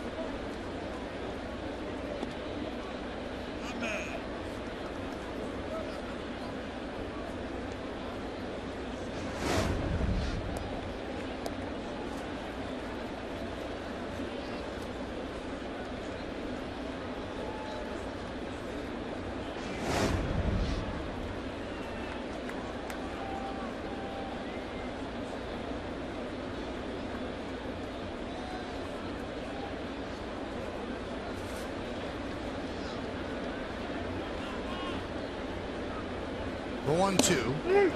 Strike 3. Brignac down looking. Well, Brignac does not like the call. Wally Bell behind the plate has had a tight zone. Gave Abandova the call, and you see Martin wants a high fastball just above the belt. They were going more for a swing and a miss on a high fastball, David, but they get the call. See, it's above the belt, but just at the bottom of the letters. By the rule book, certainly a strike. Got plenty of plate.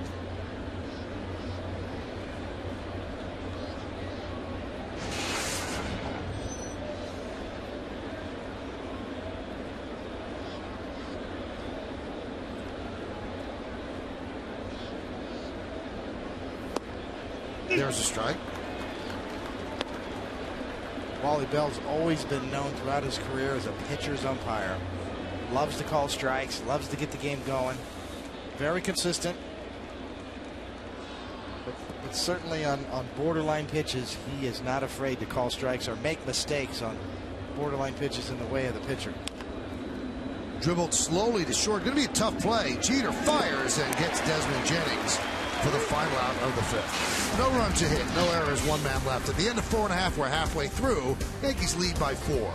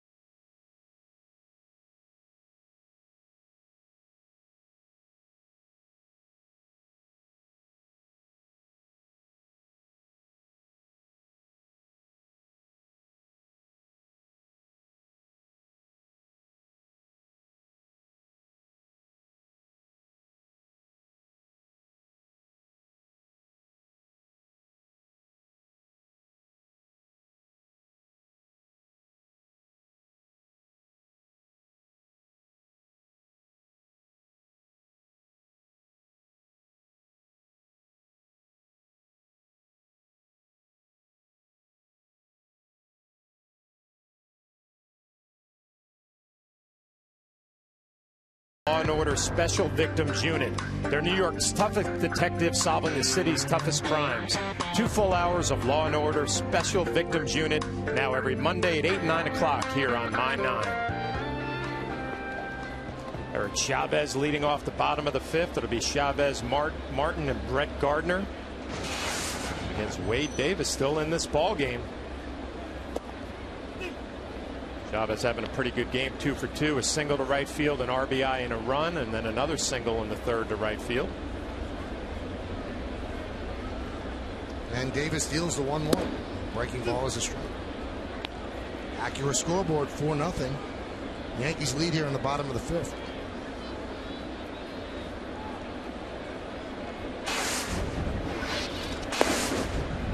Pitch outside. Now, David, I don't know if you're Davis and you come out of this ball game and you feel good about it. Gave 4 runs already, the pitch count close to 100. At least eating up some innings for the Rays. Popped up. Sounds like a broken bat. Longoria will make the play for the first out. You know, he gave up all 4 runs in the bottom of the 2nd too, as well. And you know, one of those runs was a blown call at first base on Brett Gardner's bunt.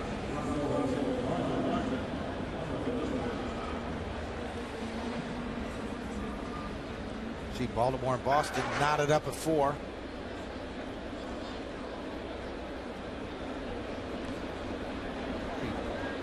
Wade Davis's 100th pitch of the night. Did not think he was going to make it there. Now, one of the great fibs that's told in Major League Baseball, and you guys can attest to this, we never look at the scoreboard. We know that everybody in the Rays dugout is zeroed in on that score, second from the top left on the out-of-town scoreboard in right center. They are watching that every single second of this game. It's the best part of September if you're a club that actually has a chance to be watching the scoreboard, paying attention. Games are meaningful. Enjoy that as a player.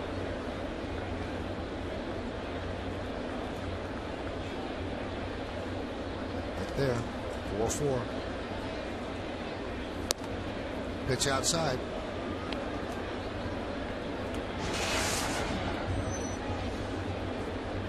Martin with a single and a walk tonight.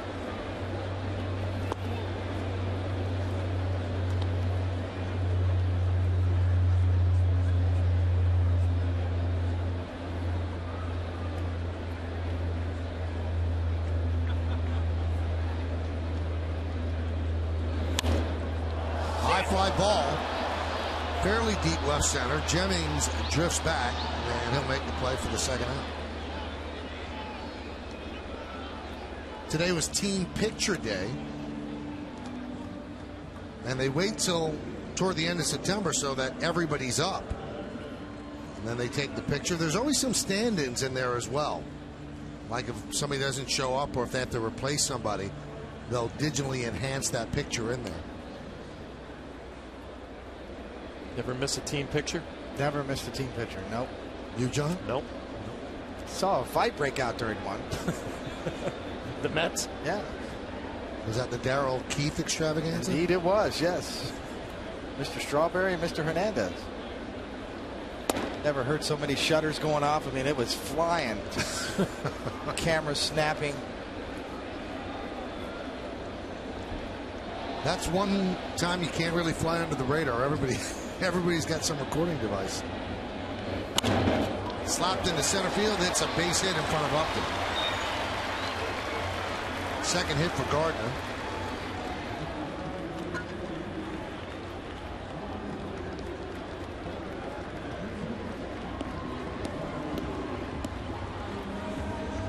That's going to bring up Jeter.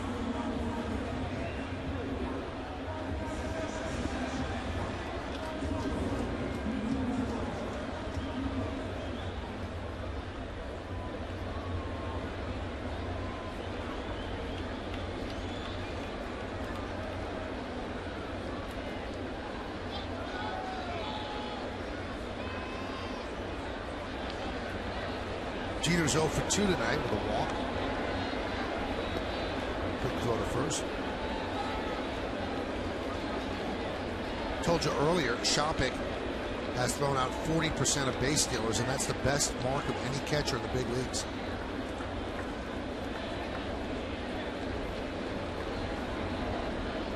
Brett Gardner, 45 stolen bases, so a good matchup here. Shopik, who can throw. Gardner, 45 bags.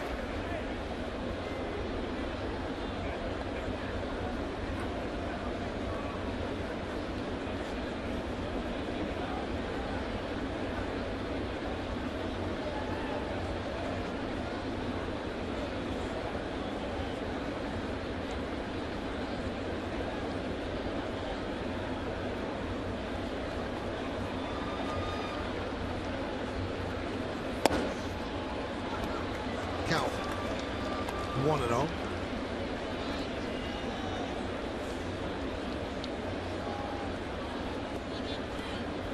The interesting part, Flash, for Jeter this year for me is how relaxed he's been after the 3,000 hit came through. I know you and Michael have talked about it on a few telecasts.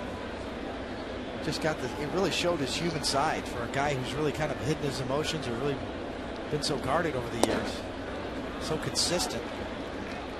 He really was feeling the heat, feeling the emotions of not only last year in his contract situation, but this year and the 3,000 hit chase. And now that all of that is behind him, he's back to normal, back to almost where he's been his whole career in terms of production. Sure, he'd love to get that batting average 6 more points to 300. A nice number for him to finish off the year. I don't know if he can get there now. And there's a base hit for Jeter. Going to third is Gardner. That hit ties Cap Anson on the all-time hits list. I believe he's at 19th now.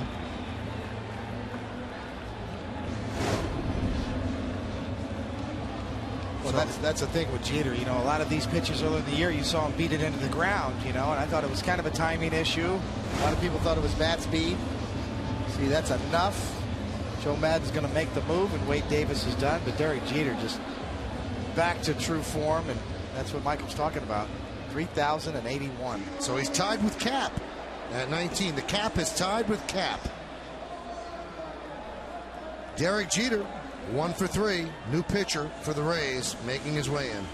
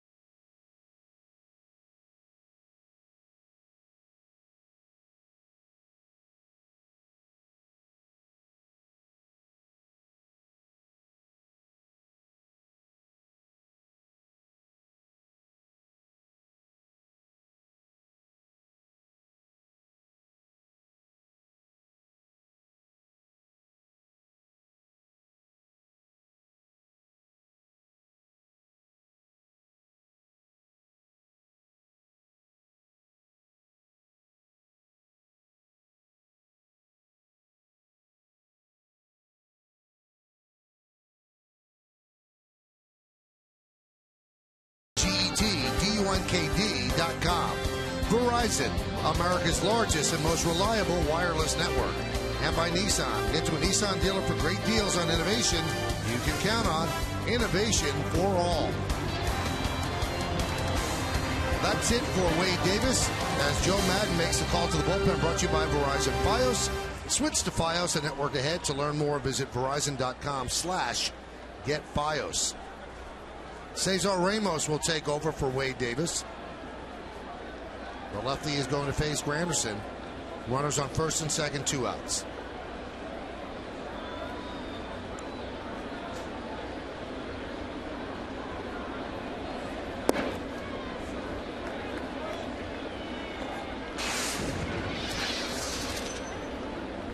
.56 game for Ramos.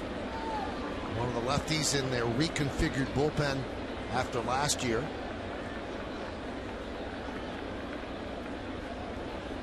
Four 4-0 Yankees lead. First and third, 2 outs.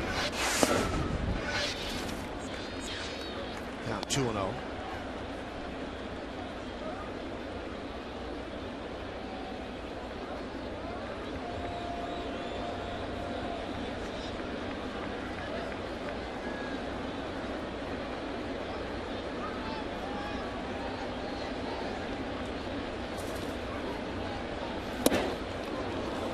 2-1.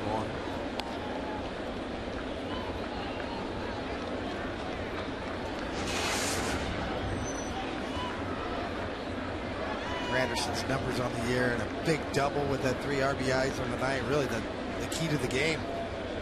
The big hit of the game so far.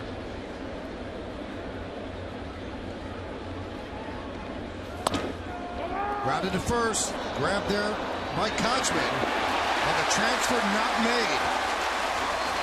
Gardner will score and the Yankees lead 5-0.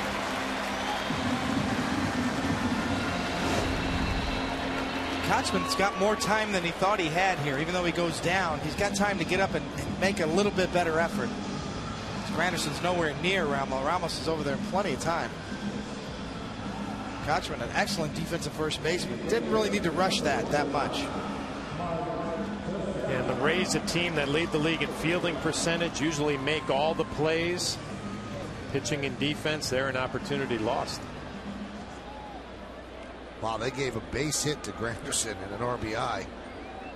That's some generous official scoring there. 119 ribbies for Granderson. Howie Carpin, the official scorer tonight. Pitch is low. Curtis Granderson will take it.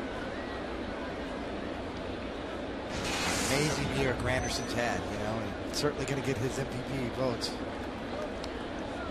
Kind of a modern day player, you know, 161 strikeouts too on the year.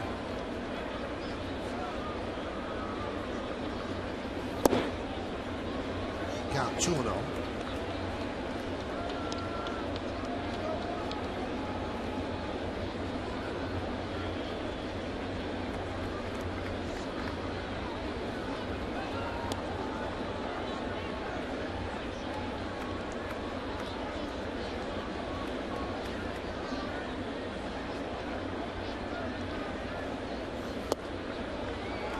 Now 3-0 with A-Rod on deck.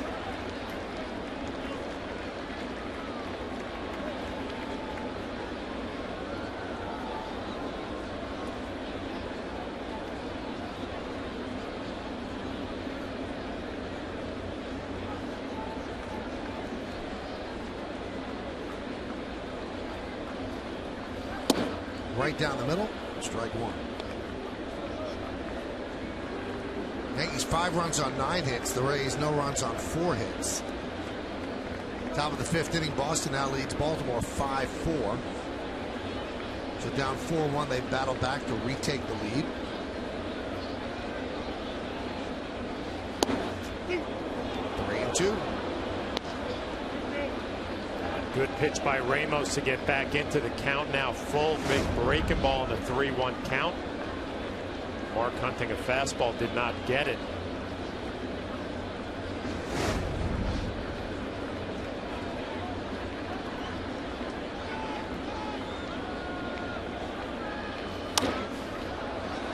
Popped up. Out of play.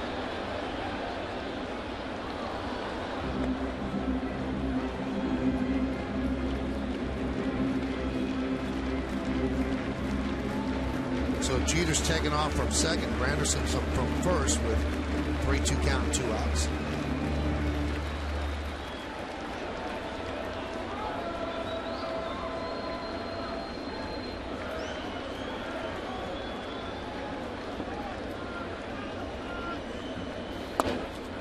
And he walked him.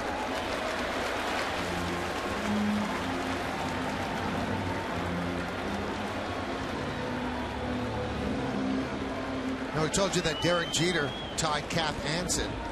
And interesting note, Anson is the first Major League player ever to get 3,000 hits. So he set the standard.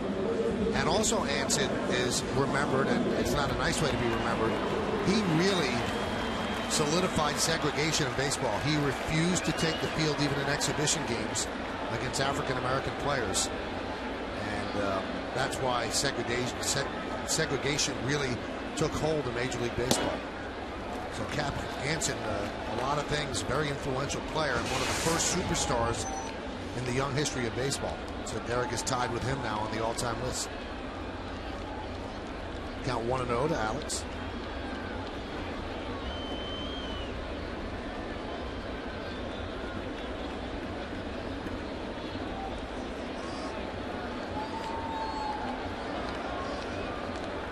The 1-0. Check swing. And grounded softly to first. Kochman's there. He'll step on the bag, and that'll do it. But the Yankees get a run on 3 hits, no errors, and 3 men left on base. We've played 5. It's 5-0 Yanks.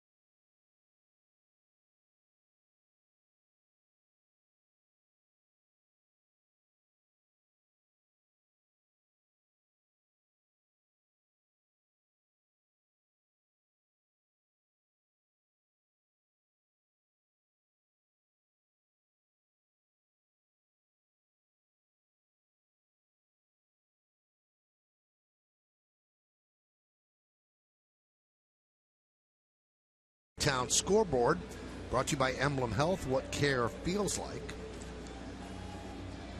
You know, we keep talking about the Rays and the Red Sox, and there's a race that's developed unexpectedly in the National League.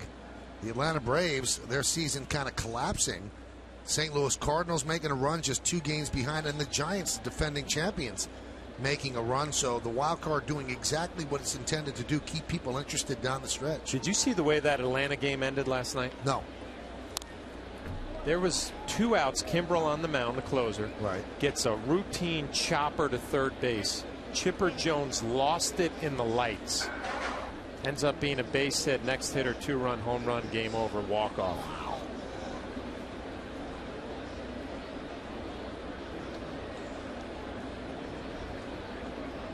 Kimbrel's been so great for them all year, too. But they're starting pitching, the Braves, starting to fall apart. And they have so overused their bullpen. 3 of the guys in the bullpen have over 75 appearances. And that's the NL wild card right now. The Giants, they were no chance, 10 days ago? All of a sudden, they've gotten hot. Grounded, past Chavez, and down the left field line. Kicks off the sidewall. But Upton's in there with a leadoff double here in the 6th.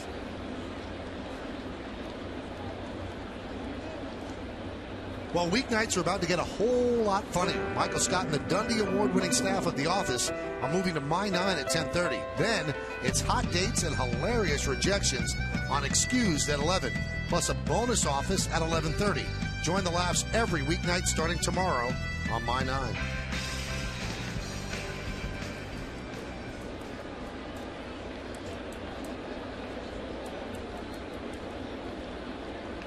Here is Longoria.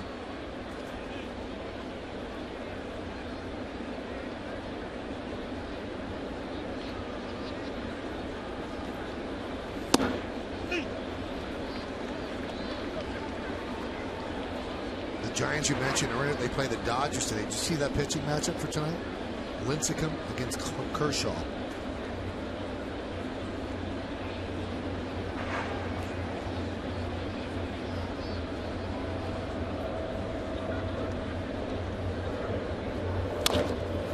Dribbled slowly to short. Jeter charges and gets Longoria as Upton moves to third. A lot of those sorts of swings against Nova tonight. seen all of his pitches, and they all look good tonight, David. I mean, a good fastball, curveball, slider, change. Outer half, and Longoria just comes right over the top, pounding it into the dirt. Nova just seems to get that natural late movement. Gets a lot of ground balls. Runner at third. Yankees have the infield back with 1 out and 5-0 lead. Nova's not quite in the leaderboard in terms of qualifying with enough innings pitched, but his 1.17 ground ball to fly ball ratio would be 5th in the major leagues if he qualifies. Impressive ratio of ground balls, beating the ball in the ground. We've seen it again tonight. He's also got an impressive streak of only giving up solo home runs. Rarely do you see him give up, have it for a long time, give up anything other than a solo shot. Popped up and out of play. We're in the 6th inning, and Upton at third is just the second Ray in scoring position tonight.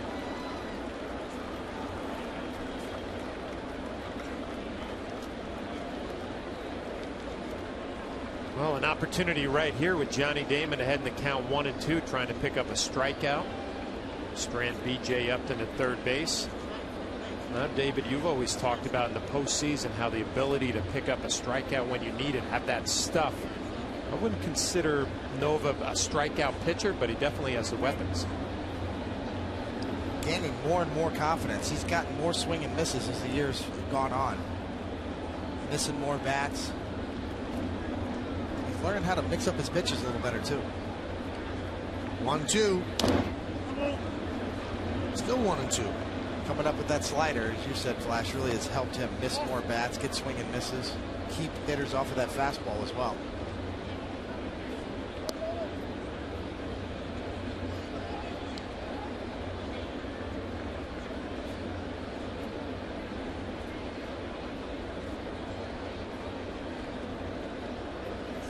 Pitch is high.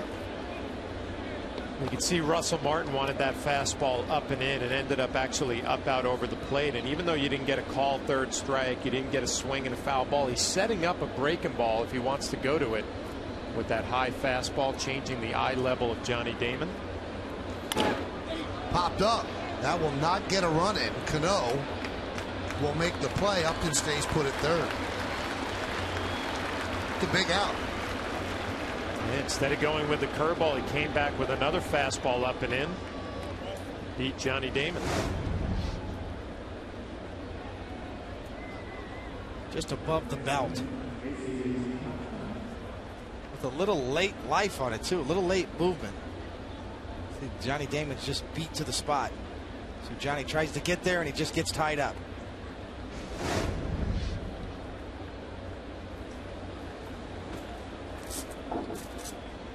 So here's Casey Kochman. 1-0. Kochman's 1 for 2.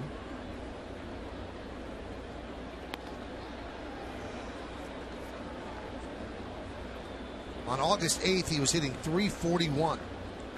Since then, he's hitting .215 as his averages come down to .307. The .341 was a shocker to everybody. He's always been a great defensive first baseman, but been a little less than that offensively, but he found it for the first 4 months of the season. Now he's lost it.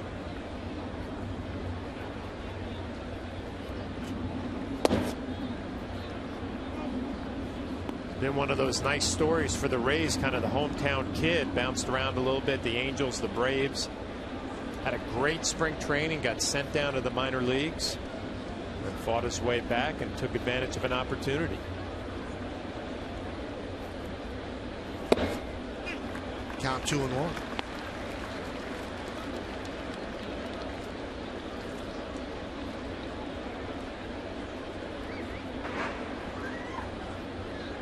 .51 strikes to 19 balls. Great ratio from 70 pitches. 2-1.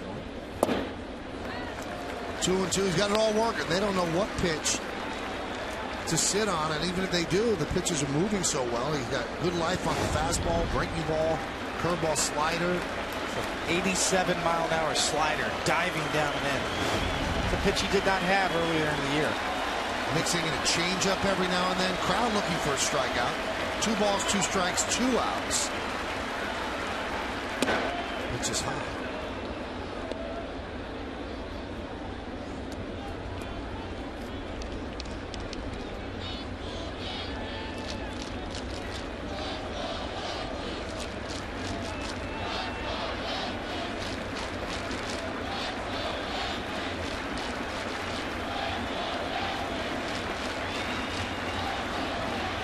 Two.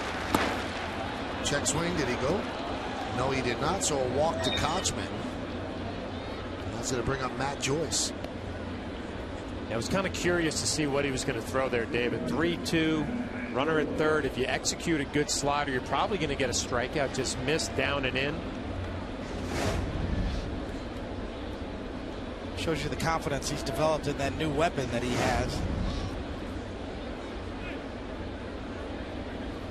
You don't want to put yourself in a position, as we said before, to give up a 3-run home run here with Matt Joyce here in a short porch at Yankee Stadium, especially with a 5-run lead. That's been one of Nova's strengths, though, is keeping the ball in the ballpark. Just 13 home runs so far this year.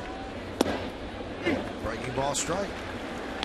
If you're the Rays, the way this game has gone, you're down 5-0. Your starting pitcher really had a tough night. You're one swing away. You're right, David, from a 5-3 ball game.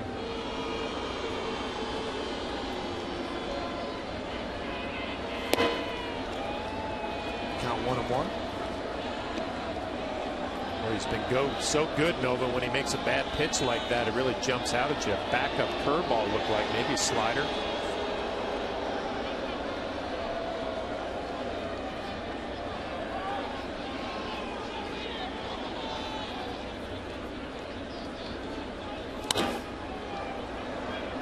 Now 1-2.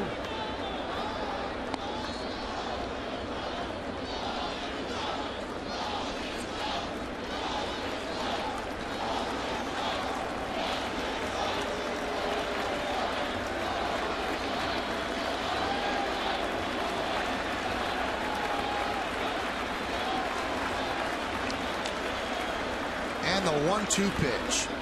Beautiful block there by Russell Martin. 2-2.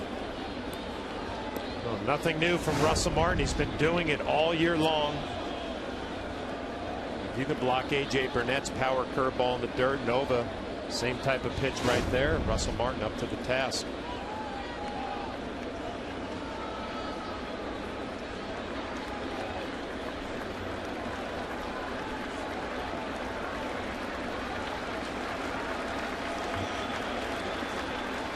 Two. Swing and a miss. Got him. Went off speed. Nova pumped up, getting out of a jam. No runs a hit, no errors, and 2 men left on base. Joyce way out in front. So are the Yankees.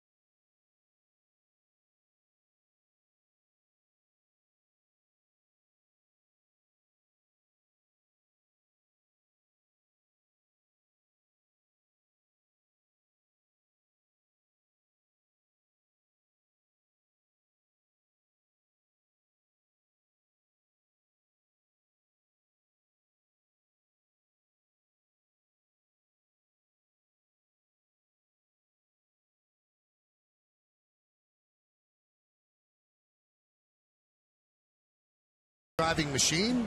Curtis Granderson, the ultimate driving in runs machine. 2 for 3, a double, and 4 runs batted in. Yep, every single ribby he's had tonight. Well, the Yankees had one other, I'm sorry. And that was Eric Chavez, an RBI single. He's 2 for 3. So is Brett Gardner. Derek Jeter tied Cap Anson for 19th place on the all-time hits list, and that's where we stand right now. Yankees with 9 hits and 5 runs, and Tampa Bay is being shut out on 5 hits. Cesar Ramos still in there to face Robinson Cano. 1-0.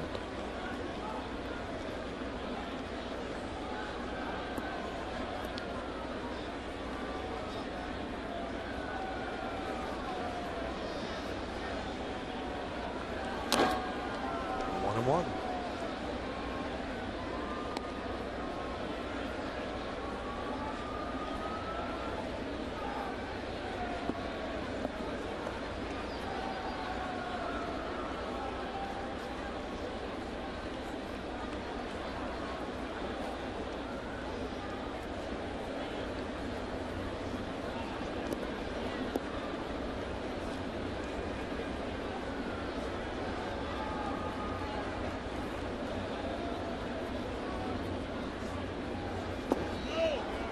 Check swing.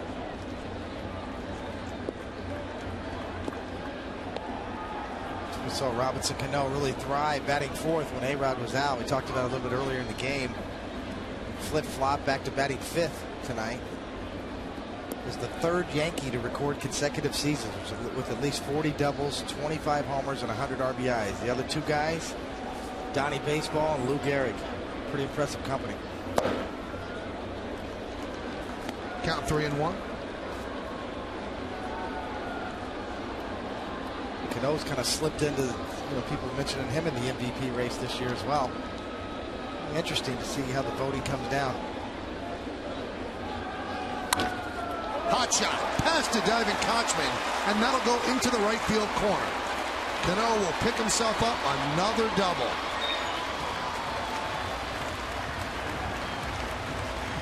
He hits the ball the other way so well that you're tempted as an opposing pitcher to try to jam him, but he's too quick. He beat you to the spot. It's a rocket past Casey Kochman. Just don't know if there's one spot that you can consistently pitch him. When you pitch him up and in, he seems to foul it off. If you miss down and in, it's a rocket into right field.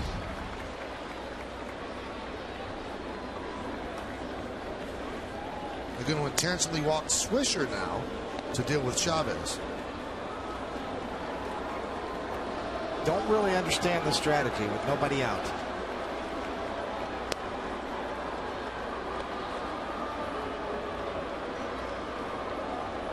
Can you see it, Flash? I mean, Chavez is going to go up there. I mean, he's been a guy who's played every day in his career facing lefties or righties. Obviously trying to set up a double play. Over managing a little bit. That's just a little over the top. I understand the lefty. You've got a righty warming up in the bullpen. And now Joe Madden will go out and talk with Ramos.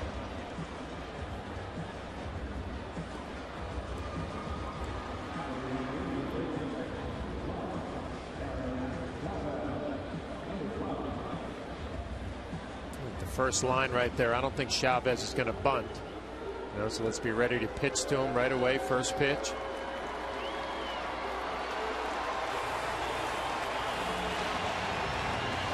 Saw Dane De La Rosa warming up.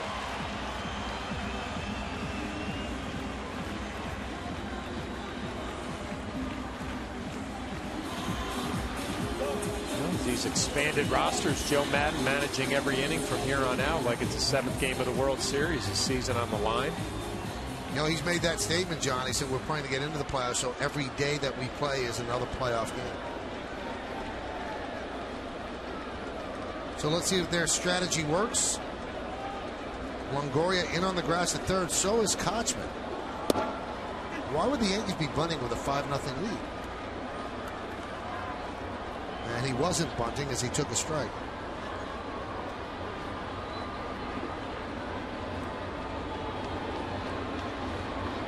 Now they backed up. Breaking ball strike, 0-2.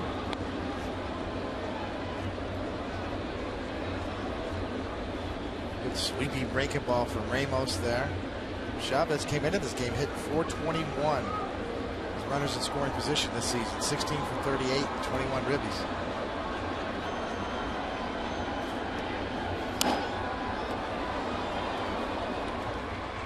Love that pitch right there. 0-2, a fastball up and in on Eric Chavez. I don't see a lot of left-handed pitchers who like to go in on the left-handed batter. Burke did a nice job just fouling it off. Probably going to get a steady diet of breaking balls after that pitch.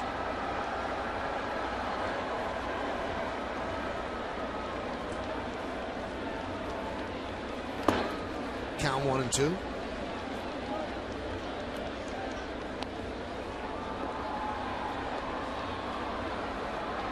It's obviously going to be Ramos's last hitter. Try to get the lefty out, and then Joe Maddon's going to turn it over to a right-hander in the bullpen to get Russell Martin on deck. Still dangerous strategy with nobody out. Maybe 1 or 2 outs, but with nobody out, you're asking for a big inning. 1-2.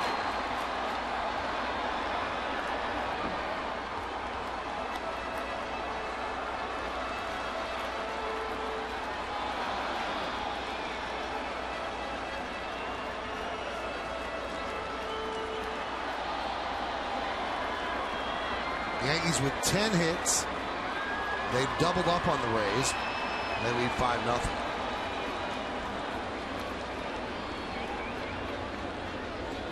Swing and a miss.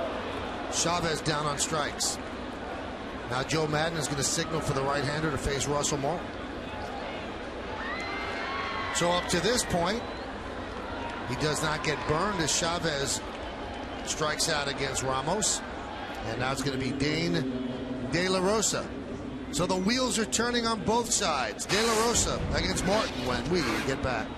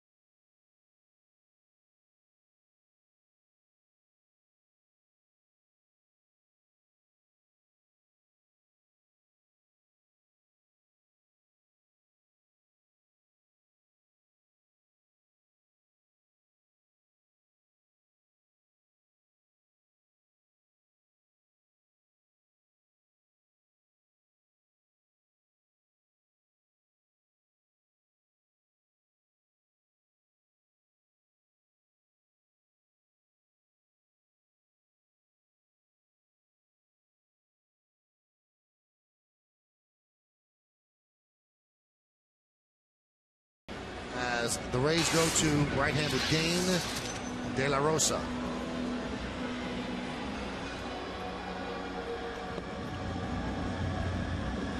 This will be his 4th game, ERA of 9.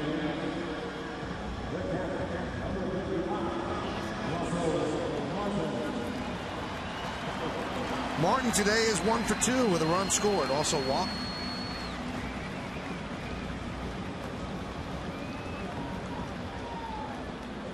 $5-0 Yankees lead. We are in the bottom of the 6th inning. Along with David Cohn and John Flaherty, I'm Michael Kay. You're watching Yankees baseball right here on My 9. We thank you for joining us on this Tuesday evening. So far it's been all Yankees with Ivan Nova on the mound. Looking to pad their 5-0 lead. De La Rosa deals. High fly ball, center field. Upton is there, and he'll put it away for the 2nd out. Tough time of the year for some veteran hitters when you're facing guys up from the minor leagues. You don't really know anything about them. You haven't faced them. Kevin Long, the hitting instructor, will give you a scouting report. De La Rosa came right at Russell Martin with a fastball down the middle. You see Kevin asking, was there a little bit of movement on it? And then he's going to relay that information. Straight fastball. Yeah, good pitch to hit. Martin actually had a pretty good swing, just a little bit under it. Joe Madden knows what he's doing, Flash. Yeah, looks like a genius so far. And now he's got a righty-lefty matchup. Let's see if this backfires on him. Got 4 other left-handers in the bullpen. Here's a strike. We're going to get a chance, I'm sure, during this 4-game series to see Matt Moore, one of the top minor league pitching prospects in baseball. They just called him up. He's working out of the bullpen, hard-throwing left-hander. Hard-throwing left-hander. It makes it look easy, too. Nice, easy, smooth delivery. Foul back. The count quickly 0-2. Yeah, he looks like the real deal. Talking to some scouts before the game, and they just, wow, he's got the total package. A big curveball to go with it, and a changeup. Mid-90s to upper 90s fastball from the left side to go with David Price. And the Rays have churned out another great young prospect.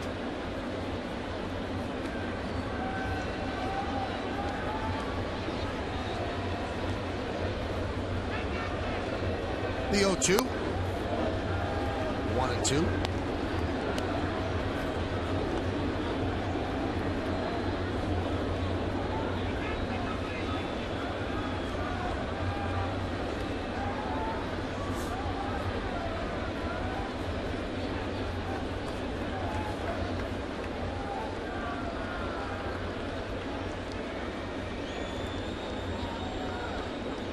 De La Rosa deals. 2-2. Inning started with a double by Cano. Then Swisher was intentionally walked. Ramos then struck out Eric Chavez. Then Dane De La Rosa was brought in to face Russell Martin. Martin swung at the first pitch and hit a high fly ball to center field for the second out. Now the 2-2 count on Gardner with 2 outs here in the bottom of the 6th. Yankees trying to build on a 5-0 lead.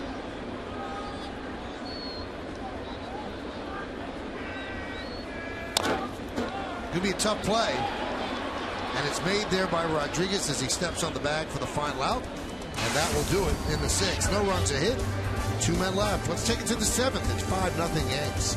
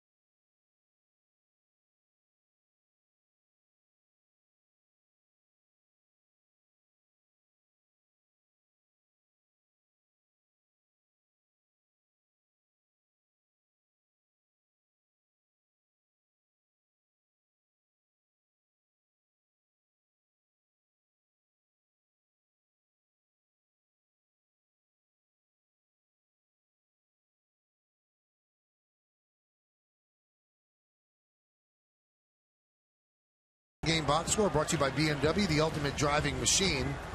5 hits in there. A double by Upton. Longoria, Damon, and Kotzman have singled. Sean Rodriguez a single as well. And Kelly Shoppach was hit by a pitch. Not too many base runners as Ivan Nova's turned in another sparkling outing as he's trying to go 16-4. There's only one walk as well. That one was to Kochman. Pretty good performance. You know, and good news too. I mean, the Yankee pen has been used a lot lately. The starters have not been going deep into ball games. There's a line drive and a base hit to left field up the bat of Rodriguez. So the scoreboard brought to you by Delta. Keep climbing.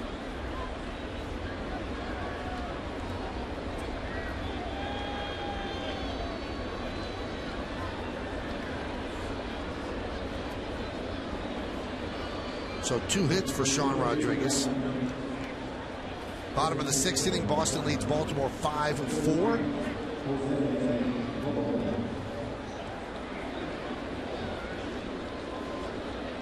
Pinch hitter Jose Lobaton, 2 for 27, is being sent to pinch hit for Kelly Shopping.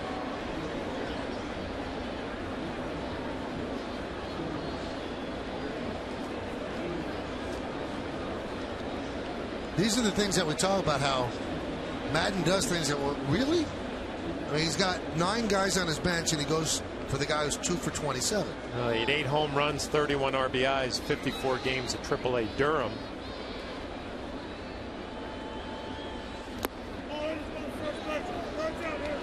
And he gets hit by a pitch. Pinch hitter gets hit by a pitch, and Larry Rothschild quickly falls out to the bullpen. Larry Rothschild, Joe Girardi, they know how quick this can change. A curveball. He gets the back foot. It's just what the Rays are looking for. A few men on, maybe one swing at the bat. I think it's a bad call. Now, you just tell by the way the hitter reacted, like he didn't think it hit him. Well, Wally Bell heard the ball hit the ground. He's going off a sound. There's no reaction at all from the hitter as if he got hit.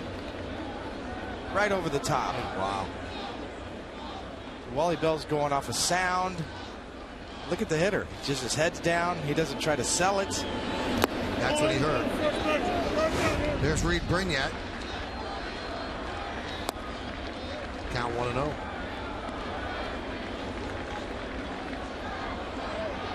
Soriano, who's been pitching so well of late, he's up in the bullpen.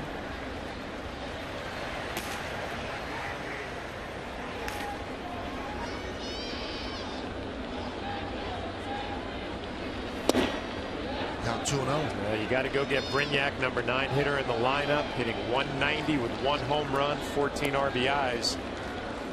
Mentioned the Rays offensively challenged a little bit, but the top of the lineup can be dangerous. You got to take care of number 9 here. So Larry Rothschild, the former manager of the Tampa Bay Devil Rays, now the Yankee pitching coach, comes out and talks with Nova. Good time to come out and talk to Nova. Give your bullpen time to heat up a little bit. See, Nova's demeanor and confidence have been really good tonight. See Soriano in his last 6 appearances. 11 strikeouts in 6 innings. Nova's just had great body language, good demeanor. You just don't want to let this one come unraveled in a hurry on him. It's been one of those games where the Yankees scored 4 in the bottom of the 2nd, just kind of hung around. They've let the Rays hang around, and they're one swing from being right back in this game.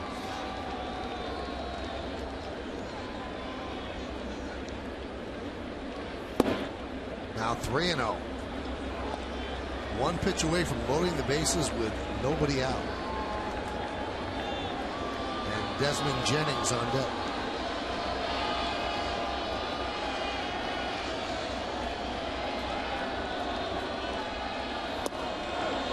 And he walked him on 4 pitches. So the weak bottom of the order for the Rays has loaded the bases with no one out. It'll be interesting to see if they go to Soriano, who has been, for the most part, a start the inning reliever for the Yankees. Now he would be coming in with a big jam. So Girardi's going to let Nova deal with Jennings.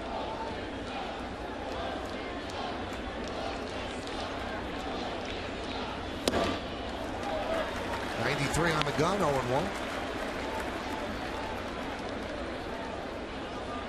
Jennings with a lot of confidence after the previous walk on 4 pitches, letting it fly on the first pitch fastball he saw.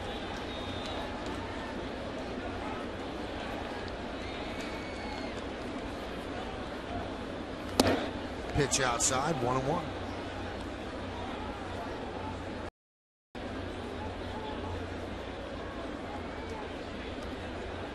Starting to get a little erratic with the fastball. You wonder if Russell Martin maybe call a curveball or a slider, get him back into his mechanics.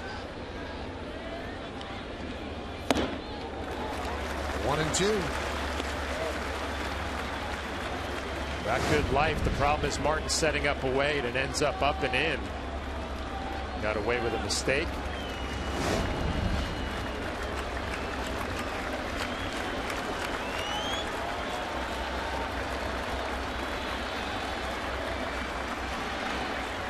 And the 1-2. Popped him up. Shallow left. Tagging is Rodriguez. The catch is made by Gardner. And the throw is cut off by Teixeira. Everybody stays put. So big out recorded.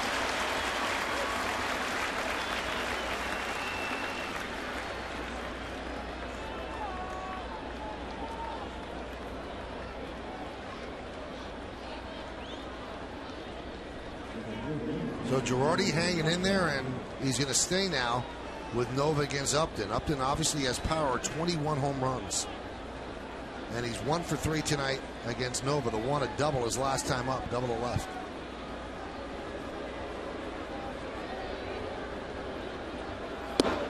Pitch inside.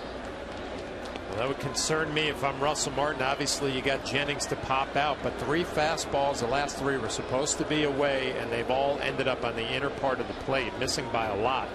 We haven't seen it all night. Grounded to third. Let's see if they turn 2. There's 1. And there's 2. Bases loaded, nobody out, and Nova escapes without giving up a run. A bullet by Upton right at Chavez to start a 5-4-3 inning-ending double play. At the end of 6 1/2, it's time for the 7th inning stretch here at the stadium. Yankees lead 5-0, but we'll stay right here to honor America in the Bronx. Offer a moment of silent prayer as we remember the servicemen and women who are serving our country at home and around the globe.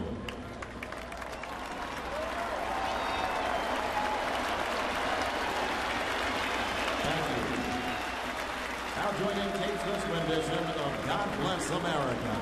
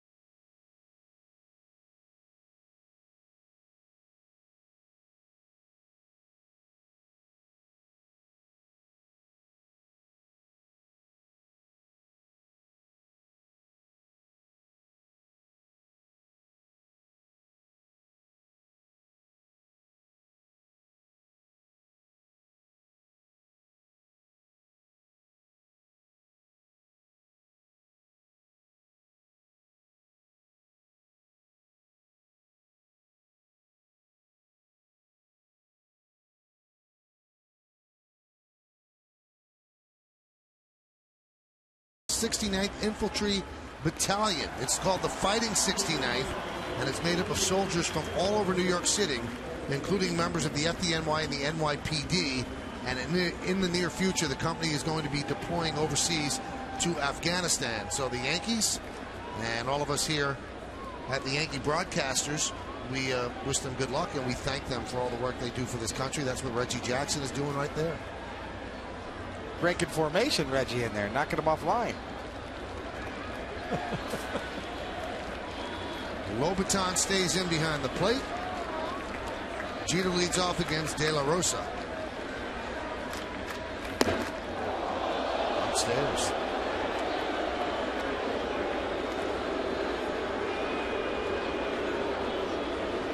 It'll be pretty exciting for those guys though to be here at Yankee Stadium. Have Mr. October come and shake your hand.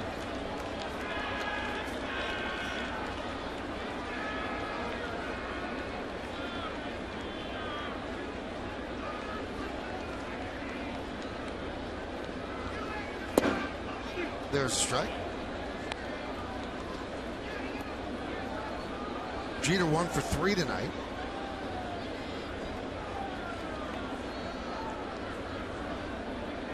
Delta scoreboard 5-10-0, beating 0-6-0. Big double play. Nova induced with BJ Upton at the plate. That shows you Girardi's faith in Ivan Nova. There's a couple of starters on their staff that they wouldn't be allowed to get out of them. Thing I noticed, excuse me, Flash. Thing I know, you said it, Flash. He was missing his spots, kind of rushing. You see Nova, in that part of the game, he kind of been cruising along. All of a sudden, he kind of got out of rhythm a little bit, started rushing. But no, there's no substitute for natural talent. You see Larry Rothschild's talking about it, that exact thing, rushing your delivery. Jeter swings and misses, down on strikes for the second time tonight. Well, we saw Girardi get a little concerned when he got that first fly ball. Obviously relaxed a little bit. Big double play. That's the difference, Michael, when you can throw the ball 94 miles an hour with a little bit of movement on it. Even though you miss your spots, when you start to rush, your natural movement and the velocity helped him get out of that inning. He got away with some mistakes because of talent. That's what that extra velocity and a little bit of movement will do for you. You don't always have to hit your location. There's a strike to Granderson. Granderson with the big blow in this game. So significant because it gave Nova some room to roam. And the second inning, bases loaded. A double cleared the bases. And the Yankees completed a 4-run second inning with that big blow by Granderson. Looks like he's going to get another double. He is really getting hot at the right time as he gets himself a double with one out here in the seventh. 3 hits for Granderson. Well, you're right, Michael. Getting hot at the right time. He went through a slow period maybe 4 or 5 days ago. Had a nice series in Toronto and carrying it over here at Yankee Stadium.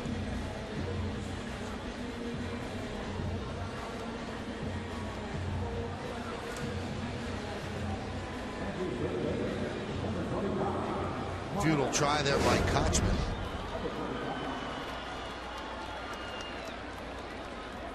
Here's Teixeira. He is 0 for 3 with a walk.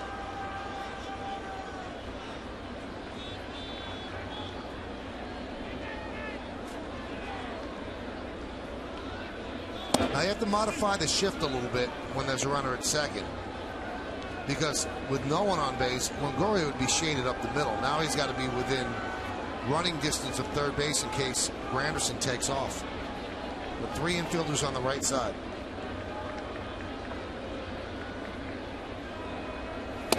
Swing and a miss.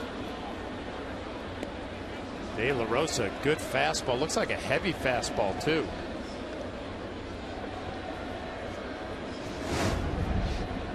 Take another look at it. Up in the zone. Not a whole lot of movement, but some good life.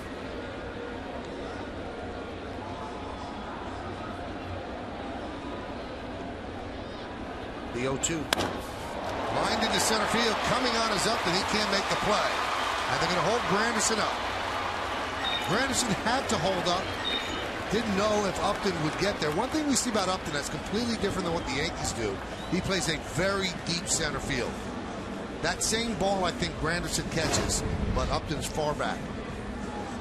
That's it. Teixeira, a great fastball hitter. Right back up the box, and this is the right call. You see how far down the line Robbie Thompson, a third base coach, is. It's the job of a third base coach. Right here you see the hit. Look at him backpedal. Get down, get a read, hold him up. Nowhere near the coach's box, by the way. Third base coach is very active on plays like that. I've seen him down close to home plate almost sometimes. So they're discussing it right there with one out.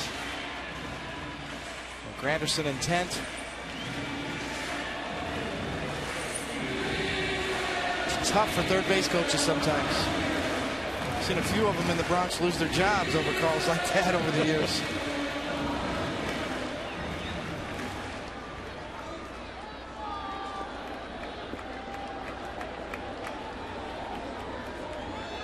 Here's Alex Rodriguez. Alex is 0 for 3 tonight with a walk. And Alex has struggled since he came off the DL. He's 10 for his last 51. And that's under 200.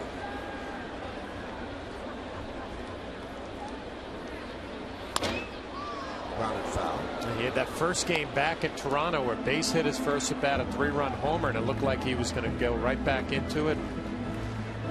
Find his rhythm right away. Ever since then, it's been a problem. Andy Sonnenstein wanted.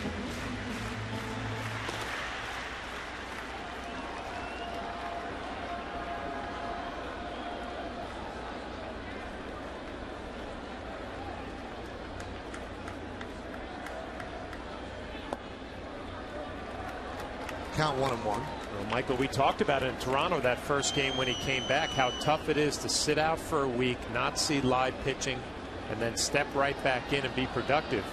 He made it look easy the first game and struggled with it since. 8 days he couldn't pick up a bat. That was the only thing that you could really trust to heal that thumb.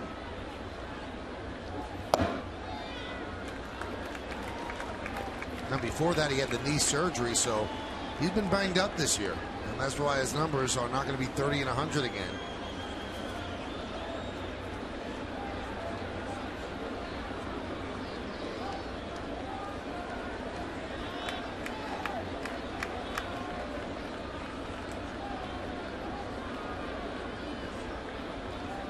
And the pitch.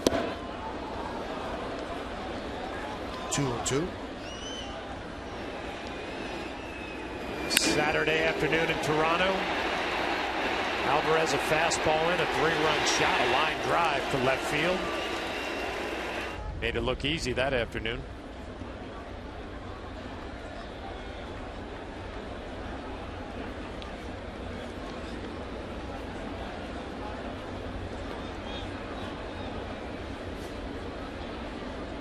Two.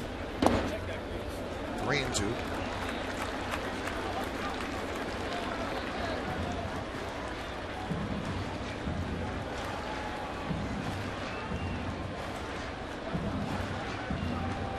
Talked about it before, Flash. Yankees just not adding on. The Yankees have left 13 runners on base in the 6th inning so far in the 7th, and that's a season high already for a 9-inning game. Last inning almost came back to haunt him. Nova got the big double play and get out of the bases loaded jam. Now the Yankees here again, 2 runners on. Runner goes. Pitch outside, throw to second for no reason as Alex Rodriguez walks.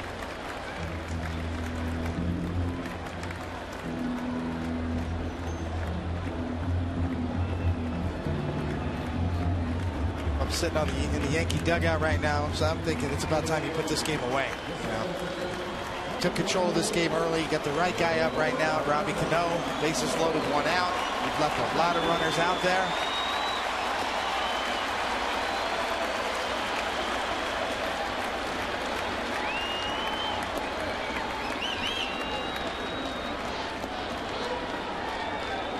Granderson, Teixeira, and A-Rod. A little surprised Joe Madden's not going to bring in a lefty. He's got to have another lefty out there. Got 4 more. And a strike. He's been unbelievable with the bases loaded. 8 for 17, 3 grand slams, 27 runs batted in.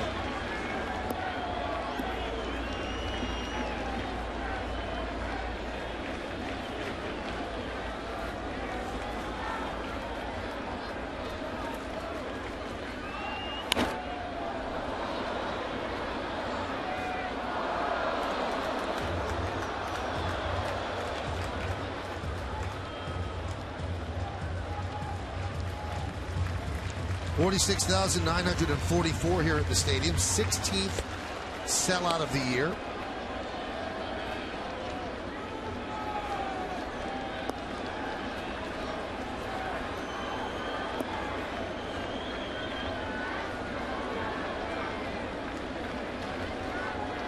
Robinson Cano's had 453 extra base hits since 2005. More than anybody else in history that played second base. And he swings and misses as he struck out by De La Rosa. Good looking slider down and in. See Robinson Cano way out on his front foot. Reads fastball the whole way. The Yankees once again threatening to leave the bases loaded.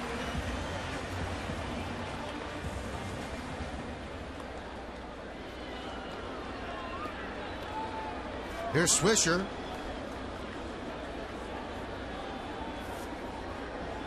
I'm gonna stop questioning Joe Madden. I think he knows what he's doing, huh?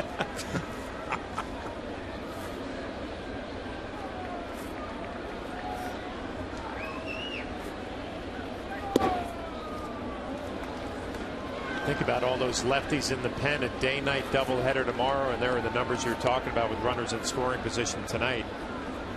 But I mean, Joe Madden's at the point his season is game to game. Can't worry about a day-night doubleheader tomorrow, but so far so good here in the 7th with 2 outs.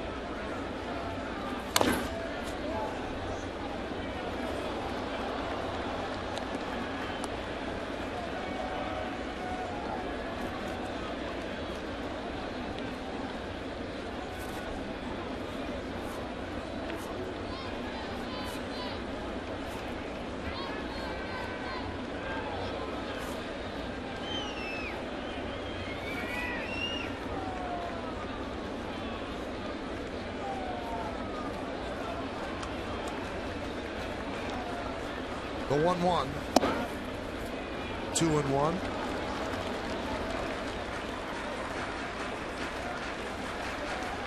That's that borderline pitch you were talking about, David. Wally Bell, usually a pitcher's umpire, and that did not go De La Rosa's way. Nick Swisher now in the driver's seat, 2-1.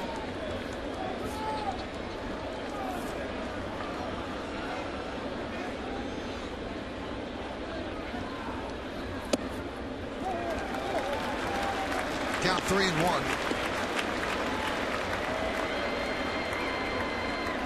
Wally Bell certainly has tightened up his strike zone over the last few innings.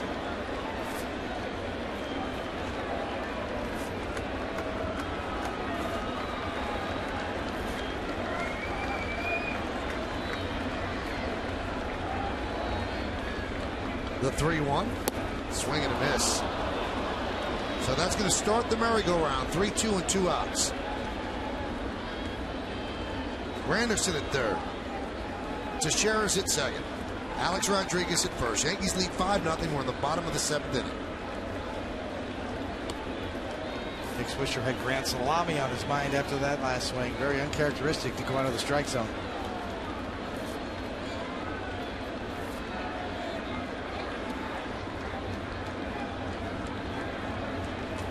Swing and a miss. And De La Rosa strikes out the side. No runs, 2 hits, and the bases are left loaded. Yankees can't get the game-breaking blow as we go to the 8th.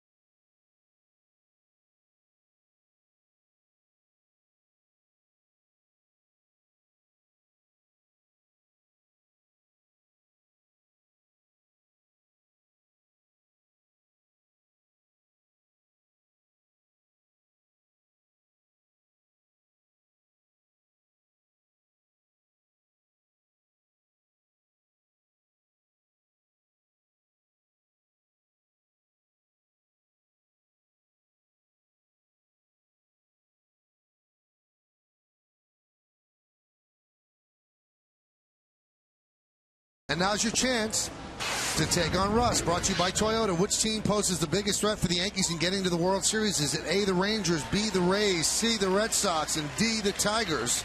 Text A, B, C, or D to 70377, or you can go to my9tv.com, and you can find out the results right here after the game. It's Take on Russ, brought to you by Toyota.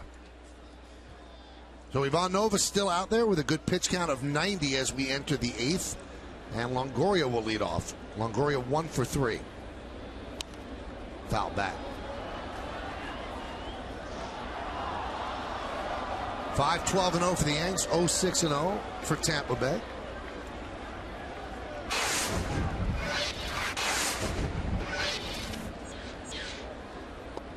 And a strike.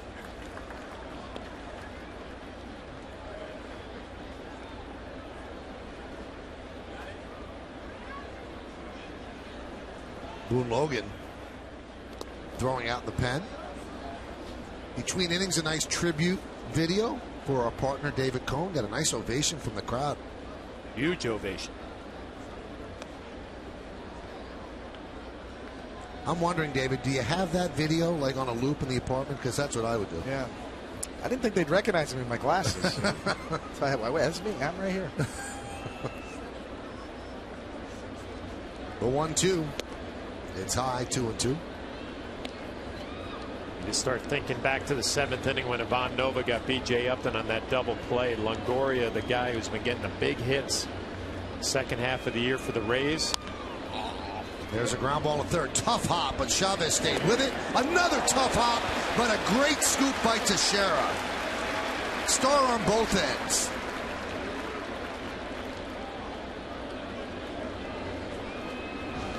Chavez is a Gold Glover perennially with Oakland. See, Longoria's lunging.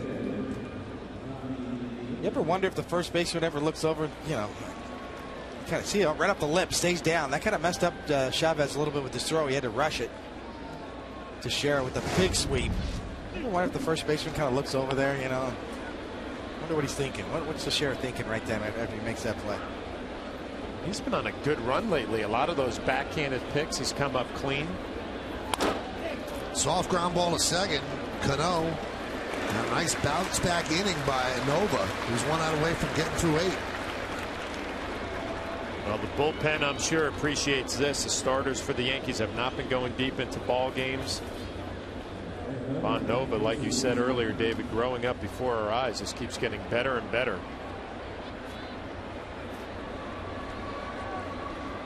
Here's Casey Kochman.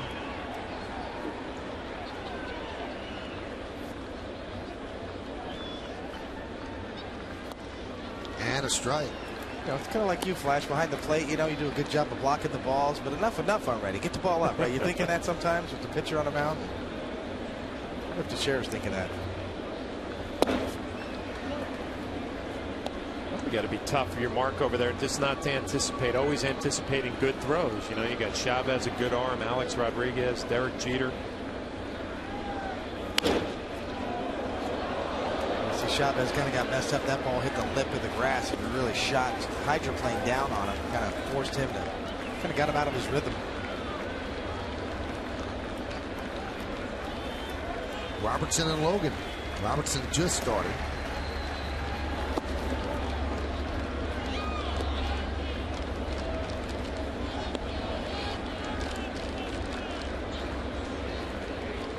That was the 101st pitch of the night. 67 strikes, 33 balls. More than 2-1. And the 2-2. 3-2.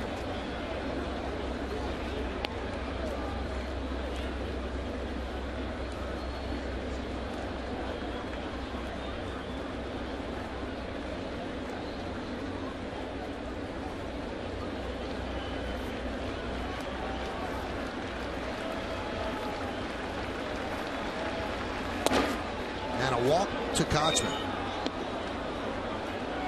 So with Matt Joyce due up, that's going to do it.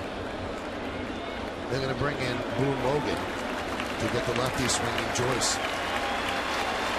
We're going to see a nice hand and hear a nice hand for Ivan Nova. And this kid really deserves it. A rookie poised to get his 16th win. Listen to this.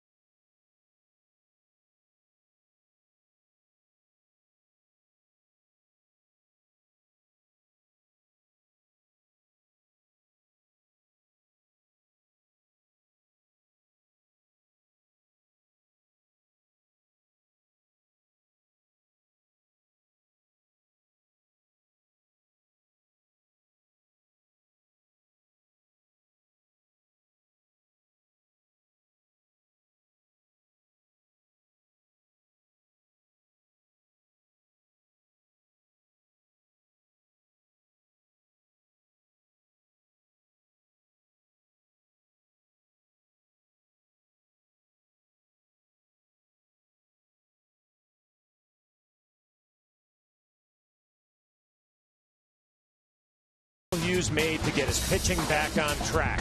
On the Verizon Fios game wrap-up tonight on the 10 o'clock news on I-9.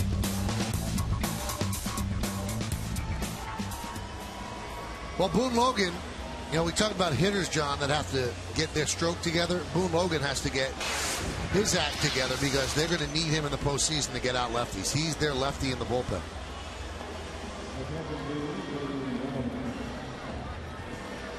A lot of games. Speed number 60 on the year. So Matt Joyce is not going to hit against Boone Logan. It's going to be Brandon Geyer. So they pinch hit for the All-Star.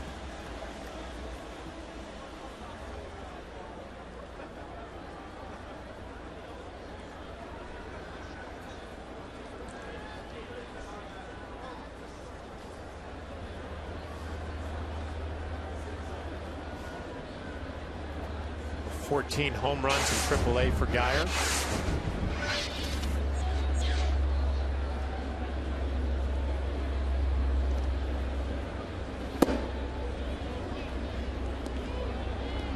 Count 1-0.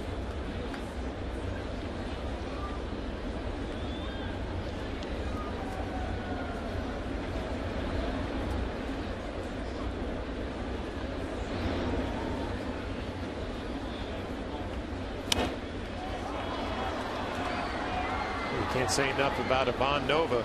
Pretty much in control the whole night. The 6th inning, bases loaded, nobody out, able to work his way out of trouble.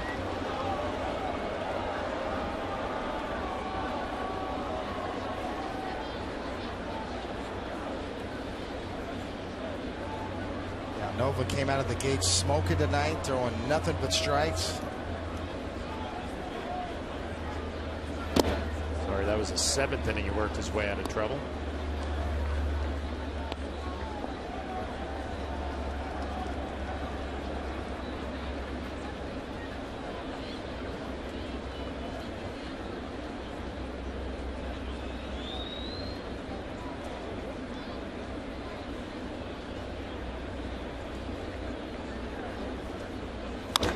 Hammered foul.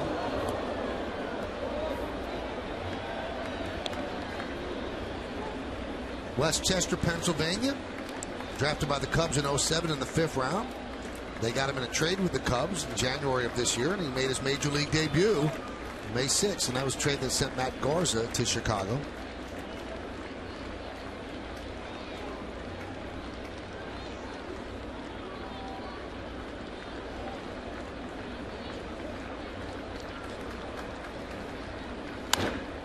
Popped up. Martin makes the play, and Boone Logan comes on and gets the pinch hitter for the final out of the 8th. No runs, no hits, no errors. One man left. Good job by Nova as the Yankees will go to the bottom of the 8th leading 5-0.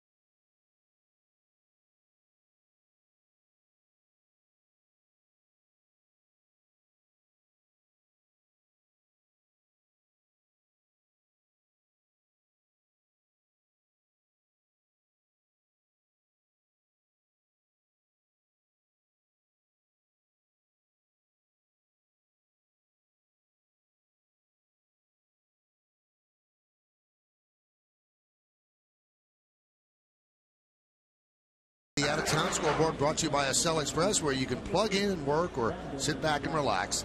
Book now on Amtrak.com. Andy Sonnenstein comes in.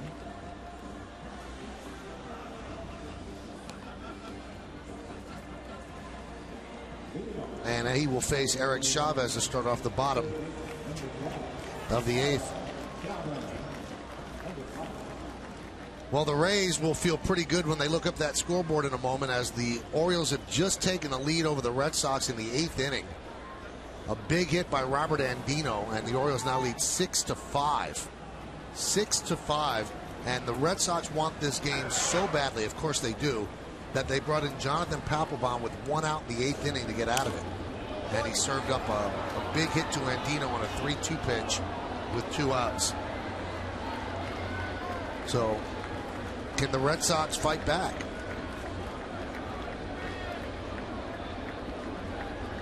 Pennant race baseball. Pulsating pressure, it's great. Count 0-2.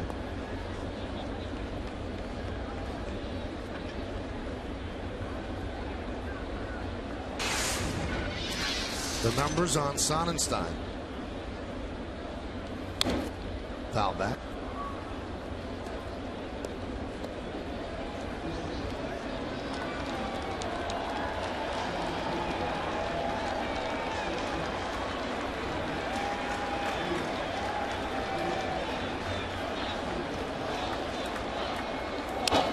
Fouled away.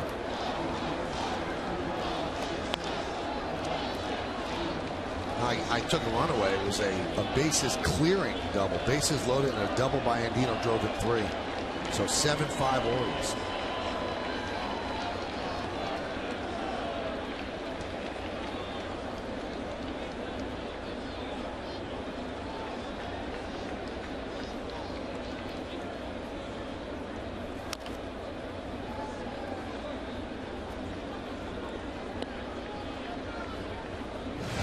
From our friends at Nesson, here's how it came down. 3-2 the pitch by Papelbon, sliced into the right field corner near the pesky pole, and the base is clear. The Orioles are not going down in any of these games easily. They took 2 out of 3 from the Rays. They split a doubleheader last night with the Red Sox and now take the lead in the 8th. That one's hammered foul. Playing good baseball, Baltimore, at the right time, and come down to the end of the year, you want the games to be somewhat meaningful. When you have nothing to play for, gives you a little life when you get to the ballpark.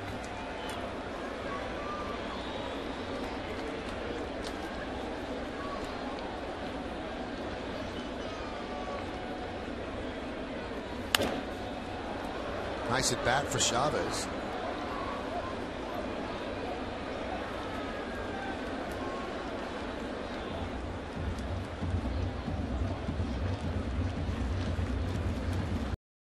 Pennant race in the National League, or the wild card race.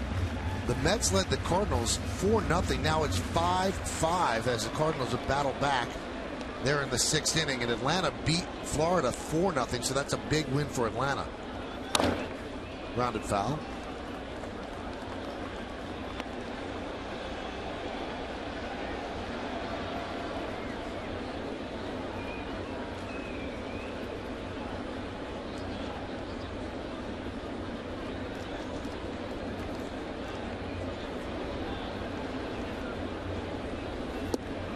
Missed outside.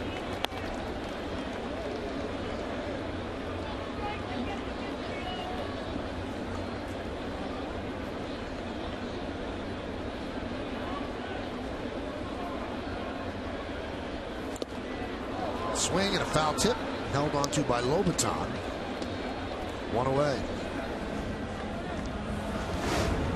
Sonnenstein will throw a lot of different breaking balls. Fastball's not overly impressive, upper 80s. Eric Chavez fooled on the speed, the curveball backdoor.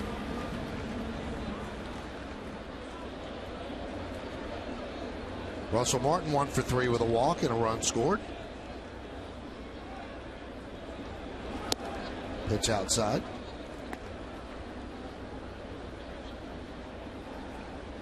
Sonnenstein used to be a starter here, had some starts this year, but working exclusively now out of the bullpen for the most part. Hot shot up the middle, a base hit for Russell Martin. His second hit of the night.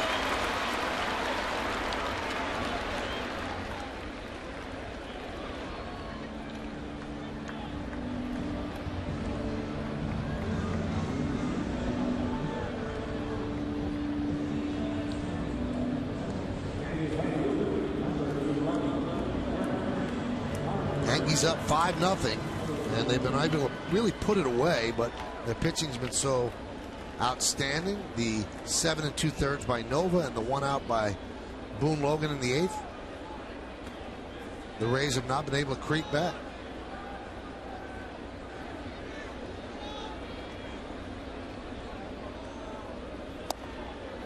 And a strike to Gardner.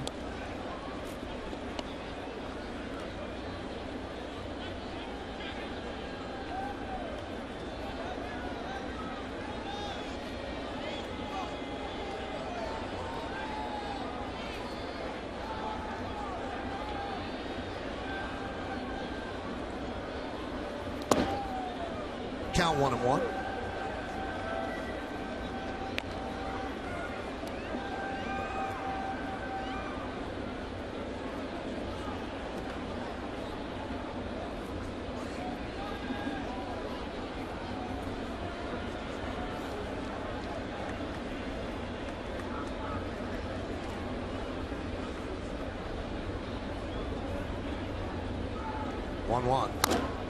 Grounded foul.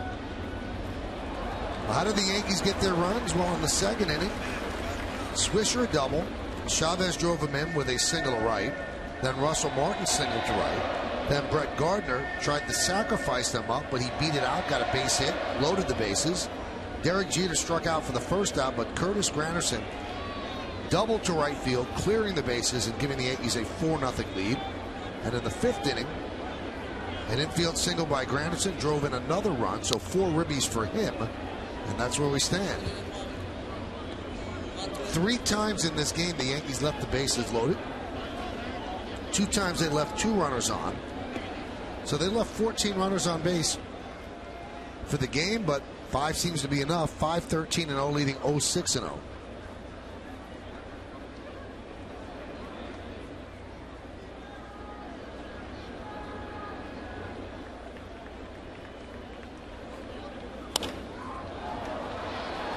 Fly ball left field. Jennings is there for the second out. In fact, they left 16 runners on base so far tonight.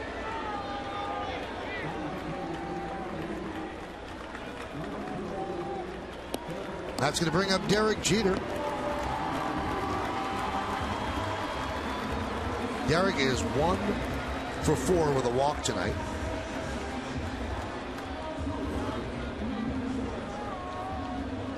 Still at 295, started the game at 295. The averages don't fluctuate that much at this time of the year because there's so many at-bats. But you know that Derek wants to hit 300 in the worst way.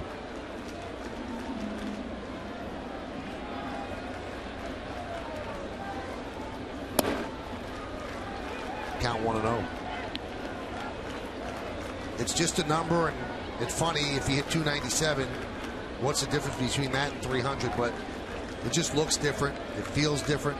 It sends a different message, especially when so many people were trumpeting the demise of Derek Jeter when he was hitting 260. So 300, it's a different optic. It's like the guy who finishes with 29 home runs rather than 30, or 99 ribbies rather than 100.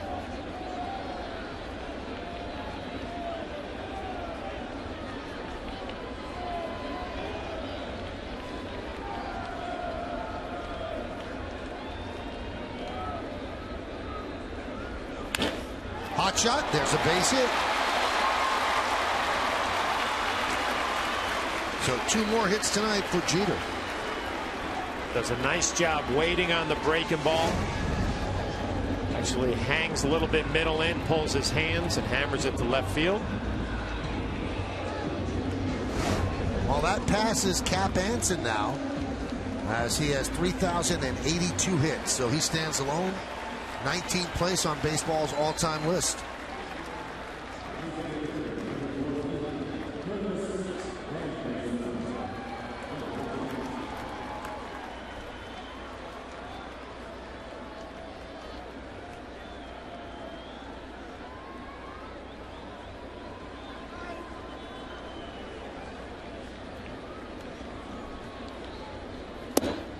There's a strike to Granderson.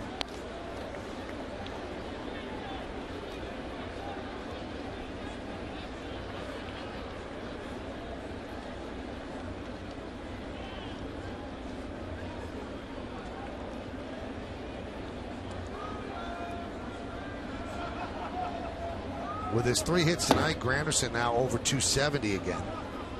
271.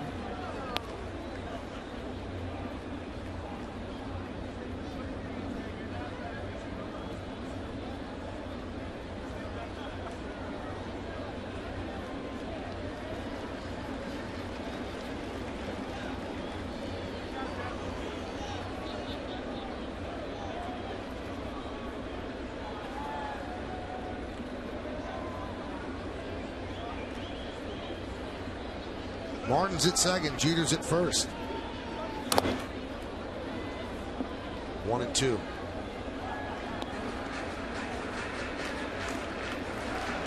Granderson has 4 RBIs on a rare night. He hasn't touched home plate.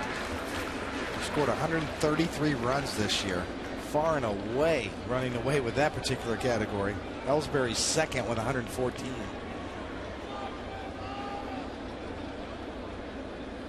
Granderson has created a lot of runs, and he has scored a ton of runs this year.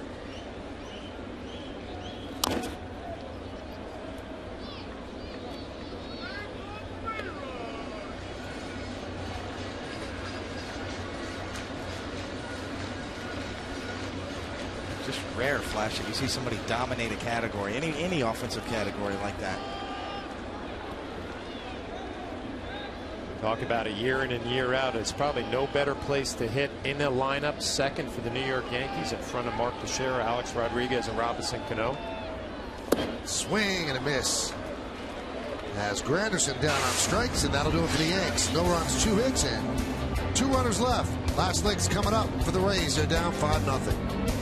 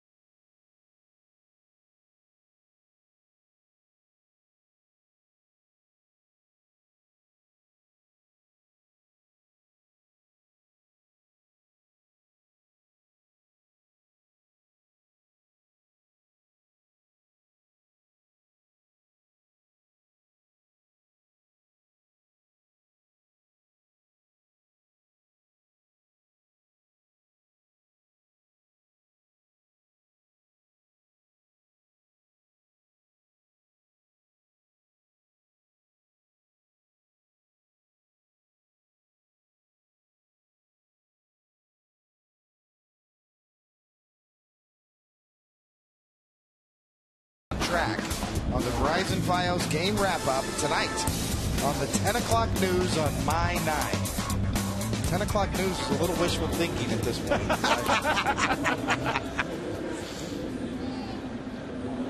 A couple of changes as Chris Dickerson comes on to play right field with the Yankees up 5-0. And a new pitcher for the Yankees, it's Luis Ayala. Third pitcher, Ivan Nova, 7 2/3. Boone Logan, a third of an inning. Now Ayala here in the ninth. We should probably watch that news telecast, right? To find out what Phil Hughes did to turn the season around. I am a little curious. He's working one of the games tomorrow. Be our research. It'll be Phil Hughes against James Shields tomorrow, and Jeremy Hellickson against CC Sabathia.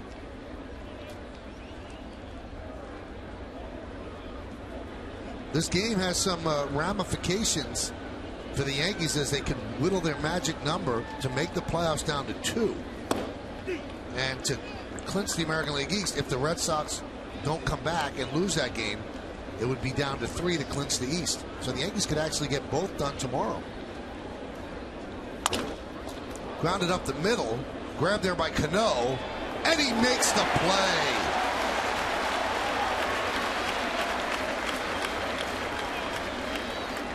Ayala might have knocked us down a little bit, took a little steam off of it, but Robinson Cano finishes the play off. The sweet backhand and then the strong throw. Always happens to a catcher. Jaso pinch hitting. Doesn't run real well, and Robinson Cano takes advantage. It's a signature Robbie Cano play and throw, almost like the Derek Jeter jump pass from the hole that he does so well. Robbie Cano, that flip throw across his body like nobody else. Lobaton pinch hit in the 7th inning and was hit by a pitch.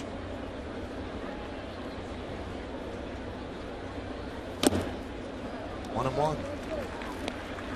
David, John and I were in the booth yesterday. Let me get your take on Mariano getting that save.